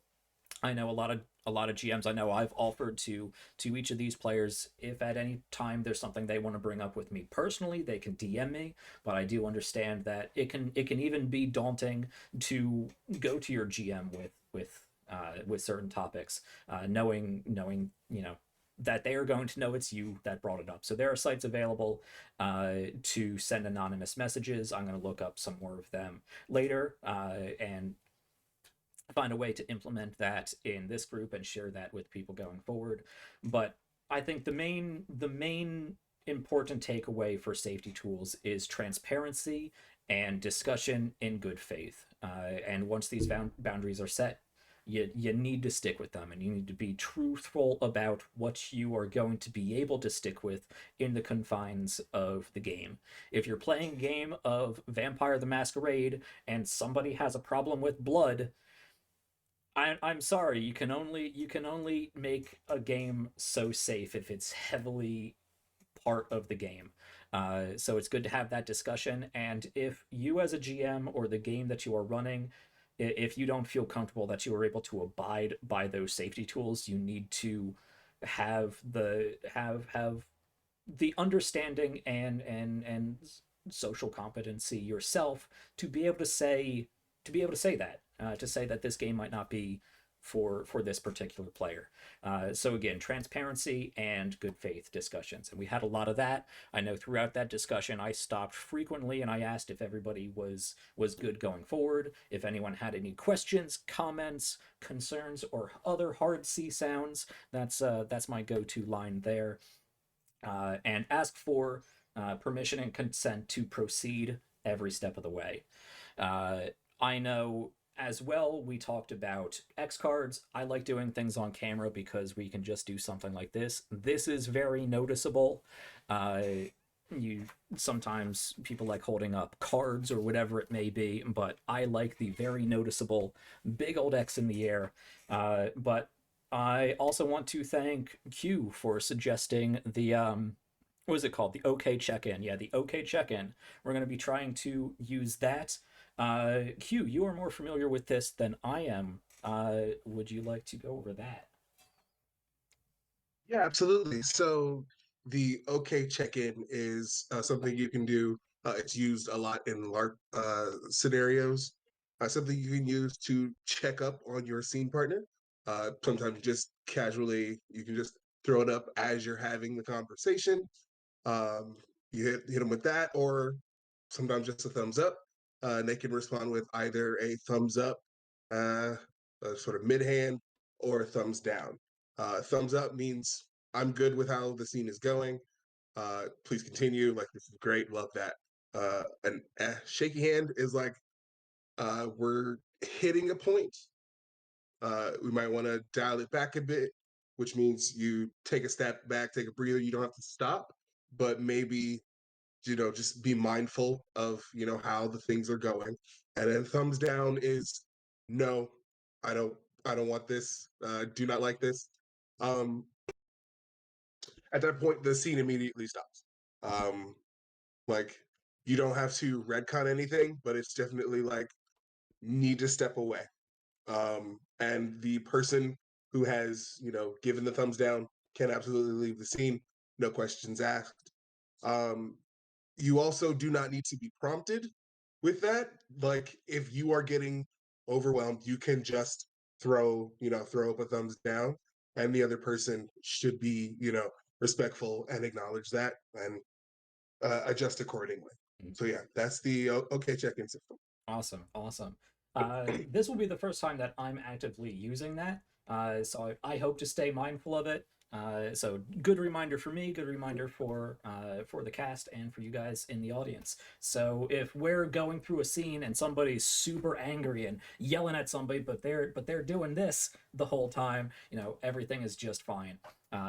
And I think that is also one of the most important reasons why I think you should have extended session 0, so you can get to know each other as people before you know each other as the characters interacting with each other. To know if it's a good fit. If you all vibe, we vibe very well together. I am so stoked for everything that's going to come up. But I am also going to be mindful of checking in when I can and make sure that everybody is good, or if things are going weird, that we move back to good and keep going. Yes. Yeah. Okay. That's about what I have to say for safety tools. There's a lot of resources out there. Yes. Could I just say one thing? Please. One thing you did that I haven't always had GMs do is I really appreciated that you went through the checklist as thoroughly as you did with us as a group, because I know there have been times where, as a player, I may not have known somebody's line, but the GM knew it. And I thought you did a really good job making sure we all had that information so we could be mindful of that in scenes and not accidentally cross a line that we might not have otherwise been aware of. Yes, good point. Right. Thank you. Yeah, just because it is a shared checklist doesn't mean that everybody has been super thorough to go over it. So, yeah, that is exactly what I did. I detailed what I knew was off the table from the very get-go. I identified what was built into the game and that I could only work with a certain amount, and then I went through pretty much item by item, or at least column by column, pointing out what people wanted to just fade to black or keep restricted, or the topics that needed to be discussed ahead of time, because that is a very important distinction. JD, thank you for making that. This is a collaborative storytelling game. We are all telling the story here. It is not just the GM, so other players need to be aware of each other's boundaries as well. Yeah, the shared document is so useful for that, and especially like recognizing, that check-in of, does anybody need to update things? Because I think that's where I've seen things get sticky before, is when it's updated and not everyone is aware of it. Yes. Yeah, but before every session, if you have one of those shared documents, keep it up, keep it active before every session. Go through and just remind yourself what those boundaries are, see if things have changed, so that you don't forget and that everybody feels comfortable updating them as they need to be. Excellent. That's my biggest tip for session zeros. The other side of session zero, once you get through safety tools and making sure that everybody is comfortable with each other as people, is getting everybody together as characters. And this is where we got into a lot of fun with this group. What I like to do for my session zeros, whether it be a one-shot if I can, or especially for a miniseries or extended game, I like to make sure that I have a decent understanding of who the characters are, and that can be simple motivations. I have a little blurb from everybody in this one page. Each of them have 2 characters. I have enough of a little blurb from each of them to have an understanding of what that character is that fits just on one page of a notebook. Things like motivations, obviously things like race and class, and how that I say race and class, Megacorp and Mutator, and later the careers that they choose to go through, and how they interact with and understand themselves as those distinctions. And then most importantly, I like tying characters together. I think this is especially useful for extended games, whether they be miniseries or extended campaigns. It's always interesting to have characters that start out knowing at least one other character in some fashion, because it's a fun way to combat. You start the game, you sit down in a tavern, nobody knows each other, and everybody just sits there, sipping their ale. So to have, who do we have connected? But I think everyone's connected to somebody to at least some one point. person. Yep. Yeah. So we have Ash and Ian who are gonna be able to share some stories and musings and goals about a potential what is it, life of crime that they want to live. 110%. Yeah. So yeah, tie characters together. Find cool ways of defining each player's character and defining relationships between characters, because that gets the players in the mindset of who their characters are, with the intent of role playing with other players, with other characters, and gives them prompts and narrative ammunition ammunition's probably not the right word. Prompts is enough. No, it's the perfect Prompts. word. In this game, yeah, ammunition is pretty good. Yeah, narrative Yeah. ammunition to use each other, and most importantly, the GM to use on them. I say on and not against. I Yes. take a lot of pride Yes. in that. I don't consider myself an adversarial GM. Don't of course, this is all session zero conversation. If your players, want a more competitive nature, you can give it to them. But the way I run things, if you give me cool things, I'm going to use them in the most interesting way possible. If you give me an NPC, I'm going to try to make them interact with yourself, with other characters in the world in an interesting way. I'm not just going to take them hostage because that's no fun. So we have some time left. Let's do some character highlights and actually introduce who we have going into Corpo-Rat Shills. And I mean we have some time. Let's do a sneak preview of who we're bringing into our demo play miniseries. So Alex, who are you? Who are your two characters you're going to be playing? Yeah. Well, my first character is Freighter Joe, who is a 10-foot tall rat who really is really great at carrying things around and not too great about thinking things through. And my second character is the lovable rat swarm Nibbles.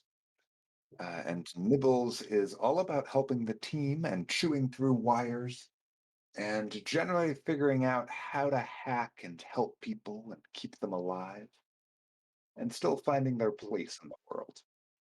Awesome, Mhm. awesome. Yeah. So, speaking of Nibbles, and a perfect transition to our next amazing cast member, Q. You have your two characters, but Yeah, let's start with Pack Rat, and who has a connection with I'll start Nibbles. with Backrat. Yeah. Yeah. So there's a bit of a friendly rivalry with another One-sided. enlightened rat swarm. Well, Packrat doesn't know that. Um, yeah. Yeah. So another hacker rat swarm. They are both, just looking to get into all the bits and places, steal on wires, get information, and just hack the planet. It's fine, and we're, yeah, and it's a perfectly friendly rivalry, and nobody wants the other dead. I think probably yes, yes. Love it. Love it. Oh, right, and unlike the rest of the swarms, because this is actually important. Um, we Packrat speaks and identifies references themselves in the plural. Uh, they are we, which makes some of the other characters a little concerned. Yeah. Some other characters who may also be. Well, I actually you have another character. I don't want to skip ahead. You have another character. Do you have another character? The other one who you've heard already, that is Henry Levi Razor. He goes by Hank. He is a rat cyborg um, who, unlike the rest of the cyborgs, was a little messed up. Looks good on the outside. Everything works like it's supposed to, um, but the internals are a little messed up. So he's in a bit of pain. A bit of pain. Uh, but he tries his best not to show it because he's got a brother that's also in the program. And he's got to make sure that that boy stays alive. Mhm. So he's going to be an entertainer. Yeah, let me stress how awesome a cast I put together, because these two willingly made each other siblings for me to play Yeah, we around did. with. Yes, we we did. Yeah, we did. JD, We sure Henry's did. sibling Hayden. Yes. So yes, Hayden uses he they pronouns and is Hank's. I always want to say younger, but they're the same age. But like Hayden gives that It's vibe. younger brother. that younger sibling energy, even though they are both 6 months old. Sure. Because they're rats. Hayden- But it's like exactly. It's a few days, yeah. It's like days between. Yeah. But Hayden is oblivious to the amount of pain that their brother is in. They are completely oblivious to all of that. And as Hank said, Hayden wants to be an entertainer. Hayden idolizes Elton John, and that is their goal when they have paid off all of their debt. But they can't really pay off all of their debt because that would mean leaving their brother behind, and so they can't do that either. So yes, that is Hayden. Yeah, and anyone who's been following along with our previous seasons of RPGs Uncovered knows that I come for your feels, and I come for your feels. It's gonna be great. But your other character, JD, who else do you have for us? Yes, so I also have Ian. So Ian is another one of the rat swarms. He uses singular pronouns. I don't think he's so worried that Packrat doesn't, but I think is a bit confused because he's just like, yeah, I'm a rat swarm, but they're all me, so like it's fine. And yes, his goal is to lead a life of crime. He has watched a lot of heist movies, and his goal is to pay off his debt so that he can commit the perfect heist. And he's been watching the two hackers to figure out which one of them he is going to recruit. He knows it is not a friendly rivalry. He knows it is not friendly, but that's okay. He's not going to interfere. He's not going to sabotage. He's just watching and waiting to see what happens. Yeah. And yeah, we've already mentioned before that Ian, you have a connection to Ash, hoping to bring yet another person along in your post-corporate heist adventures. Aaron. You've got to have a crew. Yeah. Aaron, who are you bringing? Ash is Ian's partner in crime for the moment. She's very very cynical about this whole deal, but her philosophy is just you make it to the next day and then you make it to the next day after that, and any day you walk away from is a good one. But she does like Ian's plan to do the perfect crime, and she is willing to be his demolitions expert on that one. And then there is also Esme, who is the resident girl boss rat swarm of Golden Calf. She is very independent and does not understand Packrat's whole deal with the plural, and is just there to climb the corporate ladder. She's thinking of hiring Freighter Joe. Awesome. Yeah. And of course, as we've seen before, there might be a little confusion between our 4 different rat swarms as to what self-identity really means. Which is just so real. Exactly. Everybody's like, I don't know. So that is our 4 players, 8 characters, and they are all tied to each other in some way. They have woven an intricate web of interconnectivity that I largely just sent out some prompts and got to sit back and just admire the creative genius of these 4 people. It was so much fun. We just JD and I have been talking this whole week. They're keeping secrets from me. No, never, not at all. Never, I mean, no. like, you already know it's gonna be sad. Coming for your Look, feels. it's gonna be heartbreak. It's fun. We're ready for it. Again, here for a good time, not a long time. The character. That's Yep. where I'm at. I told you to give me something to live for, and then we just ended up doing that ourselves. So, so, so we're gonna see. We're gonna see how that goes. Gonna see who dies first. Uh-huh. Mm-hmm.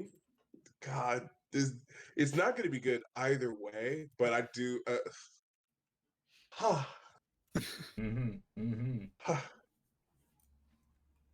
All right. I'm already crying. Bye, Ryan. Yeah. Yeah. So, talking about players, talking to players, getting to know them, talking about characters and getting to know the characters, and then tying the characters together makes for a great roleplay opportunity straight from the get-go. So I imagine I'm going to have a hard time reining all these guys in to get through this first mission before we get to roleplay downtime. But I'm going to try to squeeze in as much as I can into this first mission. So absolutely incredible characters, a lot of narrative creative gold that they've given me to spice up the campaign with, this mini-series with, and I think it's going to be a lot of fun. The only other specific element to Cyberrats that we talked about in Session 0, and this would be important for Session 0 for a game that you're putting on, is talking about the player base. Now, the player base, we touched on it briefly in the tutorial section. You start out with a player base. It has 2 rooms already unlocked. You can't really do anything with them, during session 0, during pregame, during character creation, whatever you want to call it, because you don't have the construction pieces for it. But you have 2 rooms unlocked for them to immediately plug rooms into after they get back from their first mission, if they can afford the construction parts. But they also have to describe exactly what that base is, and we had such a fantastic talk about exactly what that base is, and I think the way it's laid out for Cyberrats is makes for very good prompts. We actually used some of those prompts after we decided what we were going to work with, but you have a player base, an HQ in Cyberrats for all your characters to congregate at between missions. So I encourage you to really make that your own. Find some way to make that your own. So I asked the players what they wanted to have as a base, and we talked about underground bases and airship bases, and we decided on a stolen interloper spaceship base, which was super fun. And built into the game, built into talking about the beginnings of base building for Cyberrats, I really like that there is a space on the character sheet for adjectives to describe the base. And these lovely, wonderful people decided to give me that their main HQ player base that they live in is stolen and actively reported missing and sought after by the alien interlopers. Those adjectives are stolen and hot. It's a hot base. So good. So good. So we thank make you for good that. decisions. Yes. Absolutely. We also made a From the tactical get-go. blimp, so Yes. I was getting to that. Yeah. Oh. The other adjectives they gave me were enigmatic and newfangled. This is a base that they don't really understand. So throughout the game, you can spend script to buy construction parts, which then can be used to excavate or unlock new rooms rooms, new spaces for rooms to go into, and they decided that unlocking. What unlocking means to them is that they have finally taken the time to explore and actually figure out how to get into these rooms, because it's an alien spaceship and they don't Yes. know how it works. So it is a stolen Nibbles and I- spaceship. It's a stolen alien spaceship that they want back, and they're flying around with without knowing how it works.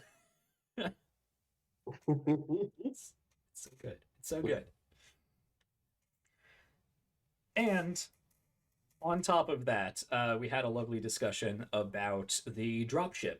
Anyone who has played XCOM knows, you get done with your loadout, you hop in the Avenger, I think it was called. It's this little VTOL airship. It flies over, you quick rope down, you get into your mission. Nah, no, that makes too much sense. What did we go with, Aaron? Tactical blimp. Tactical blimp. Love it. Love it. So our 4 amazing players with their 8 amazing characters, 4 of them are going to split off and cram themselves into a tactical blimp, which is going to float its way over to the mission site and drop them down into the thick of things. It's going to be so fun. Yes.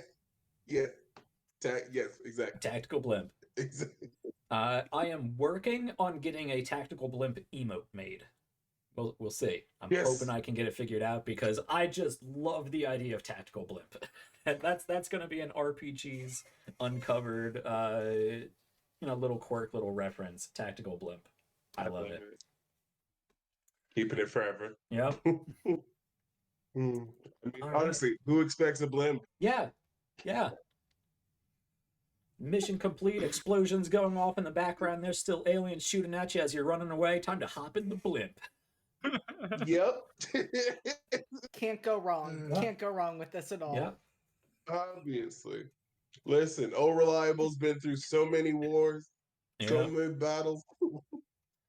All right. Well, that about puts us at time, and we've covered everything I wanted to talk about today. We got through the entire tutorial. We talked all about Session 0.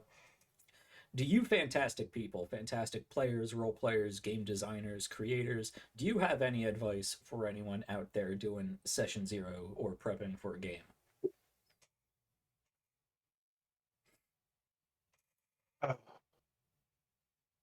I love silence. It means I did a good job. Yeah, no, you did.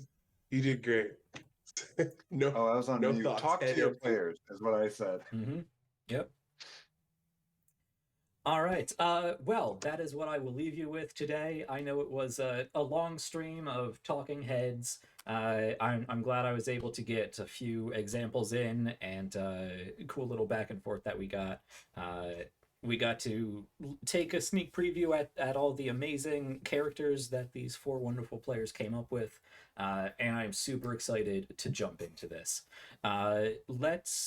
Let's end this as we began and have you guys go through who exactly you are once more. Again, this is the first stream we've had, so plug everything and anything you want. And let's go in reverse order this time, starting at the bottom and working our way back up. I believe that puts us with JD right on the spot. It does, and I was somewhat prepared for that because I know that's what we do for SCP, which incidentally is the first thing I'm going to plug. So actually I lied. I'm going to go in order for this week so it actually makes sense. So tomorrow night, Logic. catch me with Live from the Apocalypse. We will be recording our next episode of Academy H, our Masks Actual Play podcast. Then on Monday, you can catch me with Tales from the Table for SCP, A Crumbling Foundation. Wednesday, back with Live from the Apocalypse for our Yu-Gi-Oh! Inspired game, Banned in Dual City. Then I will be back here next Saturday, and in the coming weeks, I'll have plenty of time to plug other cool things, like Class Reunion with Live from the Apocalypse, and Vampire Records with Live from the Apocalypse, and whatever other things I've probably committed myself to, but completely forgotten because we're not in February yet, and I can't see that part of the calendar. I feel that. But I think that's all for me. All right. Awesome. Aaron, tell us all about you. What do you got going on? I have a bunch of I have a few games available on itch.io/Veils Edge Games. You can check them out there. They include Firmament, which, if you were interested in Cyberrats and want to see more Lumen games, Firmament is a fantasy take on the system. And then also, I have The Dreaded and the Deep, which is a rules light nautical terror game. And they have Orphans, which is a sort of gothic kidlit inspired game. Awesome, awesome. I dropped a link for that in chat for anyone interested in checking those out. Go check those out. They sound fantastic. Back up to Q. What do you got for me? Yeah, so I'm gonna be here on Saturdays. Very excited about that. Not this coming Thursday, but Thursday after. We will hopefully be on the successor states of Rega. It's currently Shadow of the Dragon for from Tales from the Table Studios. All the words, I get that. Other than that, you can find me on Twitter. I'm trying to be better about it. I It feel is that. Midnight Inc. Right. That is Midnight_INQ. And then on here, I'm Dorian_Black BLAQ because they do not like the real word. Won't get into that. It's fine. All right. Yeah, that's it for your boy. Awesome, awesome. Yes, Q came highly recommended to me by Lion, so I'm glad you were able to join us for this. And of course, last but certainly not least, because we couldn't be here without him, Alex, creator of Cyberrats. Talk about all the awesome stuff Hello. you do. Yes, as you said, I made Cyberrats. I also make other games. You can find them all on my itch page, which I can link here momentarily. I just put Cyberrats on sale for 11% off through Monday.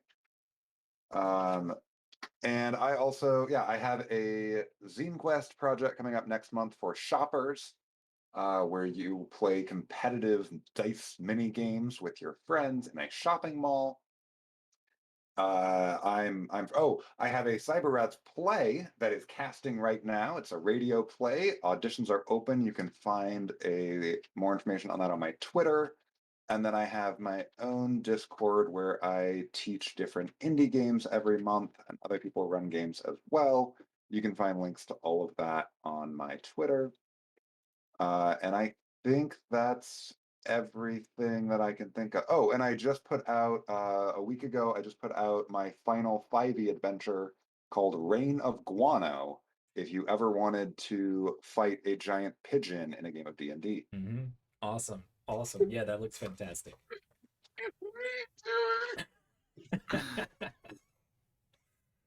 All right. Well, that is all I have for you today. You're already here. You know who I am. You've been listening to me talk for far too long. Let's see. The only other thing I would plug, Lion was here earlier. Tales from the Table Studios. You can find me there with the amazing JD every Monday at 8 p.m. EST, where I am playing Agent Rinehart, who everybody loves and adores. It's a fantastic paranatural adventure, and we're just embarking on our second mission, so a great time to jump in and catch the chaos of us all trying to be friends with each other.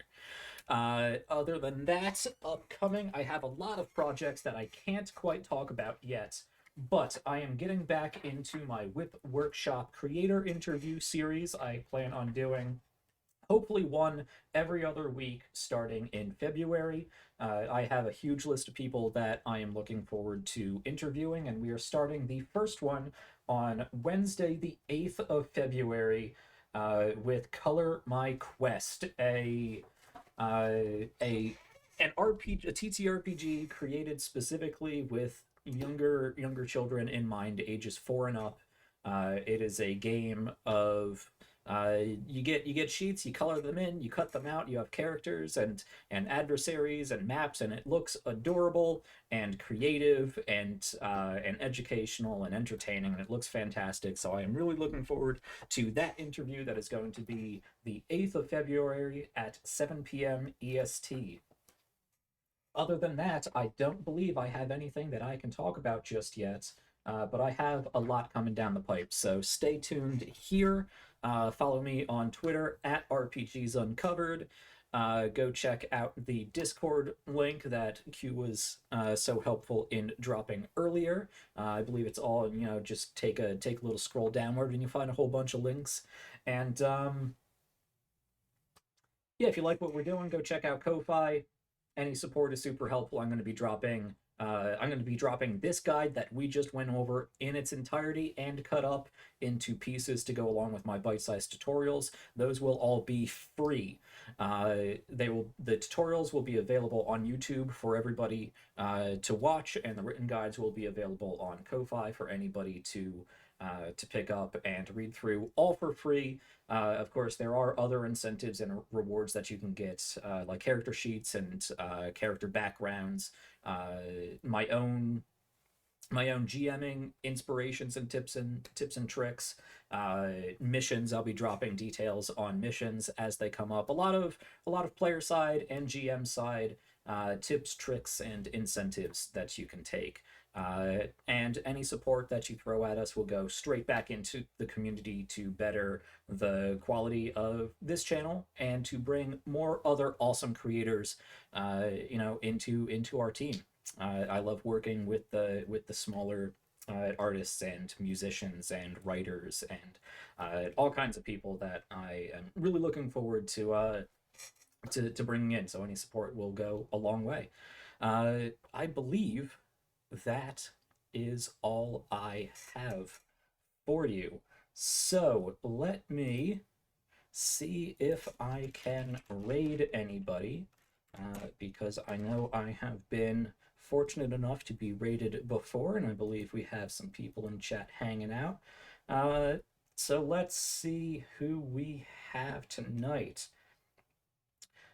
It looks like DMDM is doing some Dungeons and Dragons, so let me send you over there for something completely different, if I can remember how to do so. Is it slash? I think it's slash in here. Lion had the same problem last week. That sounds right. But that's as much as I can remember. There we go. All right, we're going to raid DMDM. Check back next week and within the weeks going forward for our RPGs Uncovered demo play miniseries, Corpo-Rat Shills. It's going to be fantastic. I can't wait to see what these guys come up with, and I think it's going to be a great representation of this game. And go grab the game for yourself. Cyberrats is fantastic. As always, as I used to say, and will now get back to saying regularly, everybody stay safe, stay healthy, stay happy, keep having fun out there, and keep checking back here at RPGs Uncovered for more awesome indie games, tutorials, creator interviews, one-shots, charity events, whatever else I may come up with. And when you have a bunch of little rats that need to be fed, just know they really love a nice healthy dish of heart tomatoes. Good night, everybody, and say hello to DMDM for me. All right. We'll let that ride for a little bit and send you on your way. Thanks for watching. I hope to see you all next week.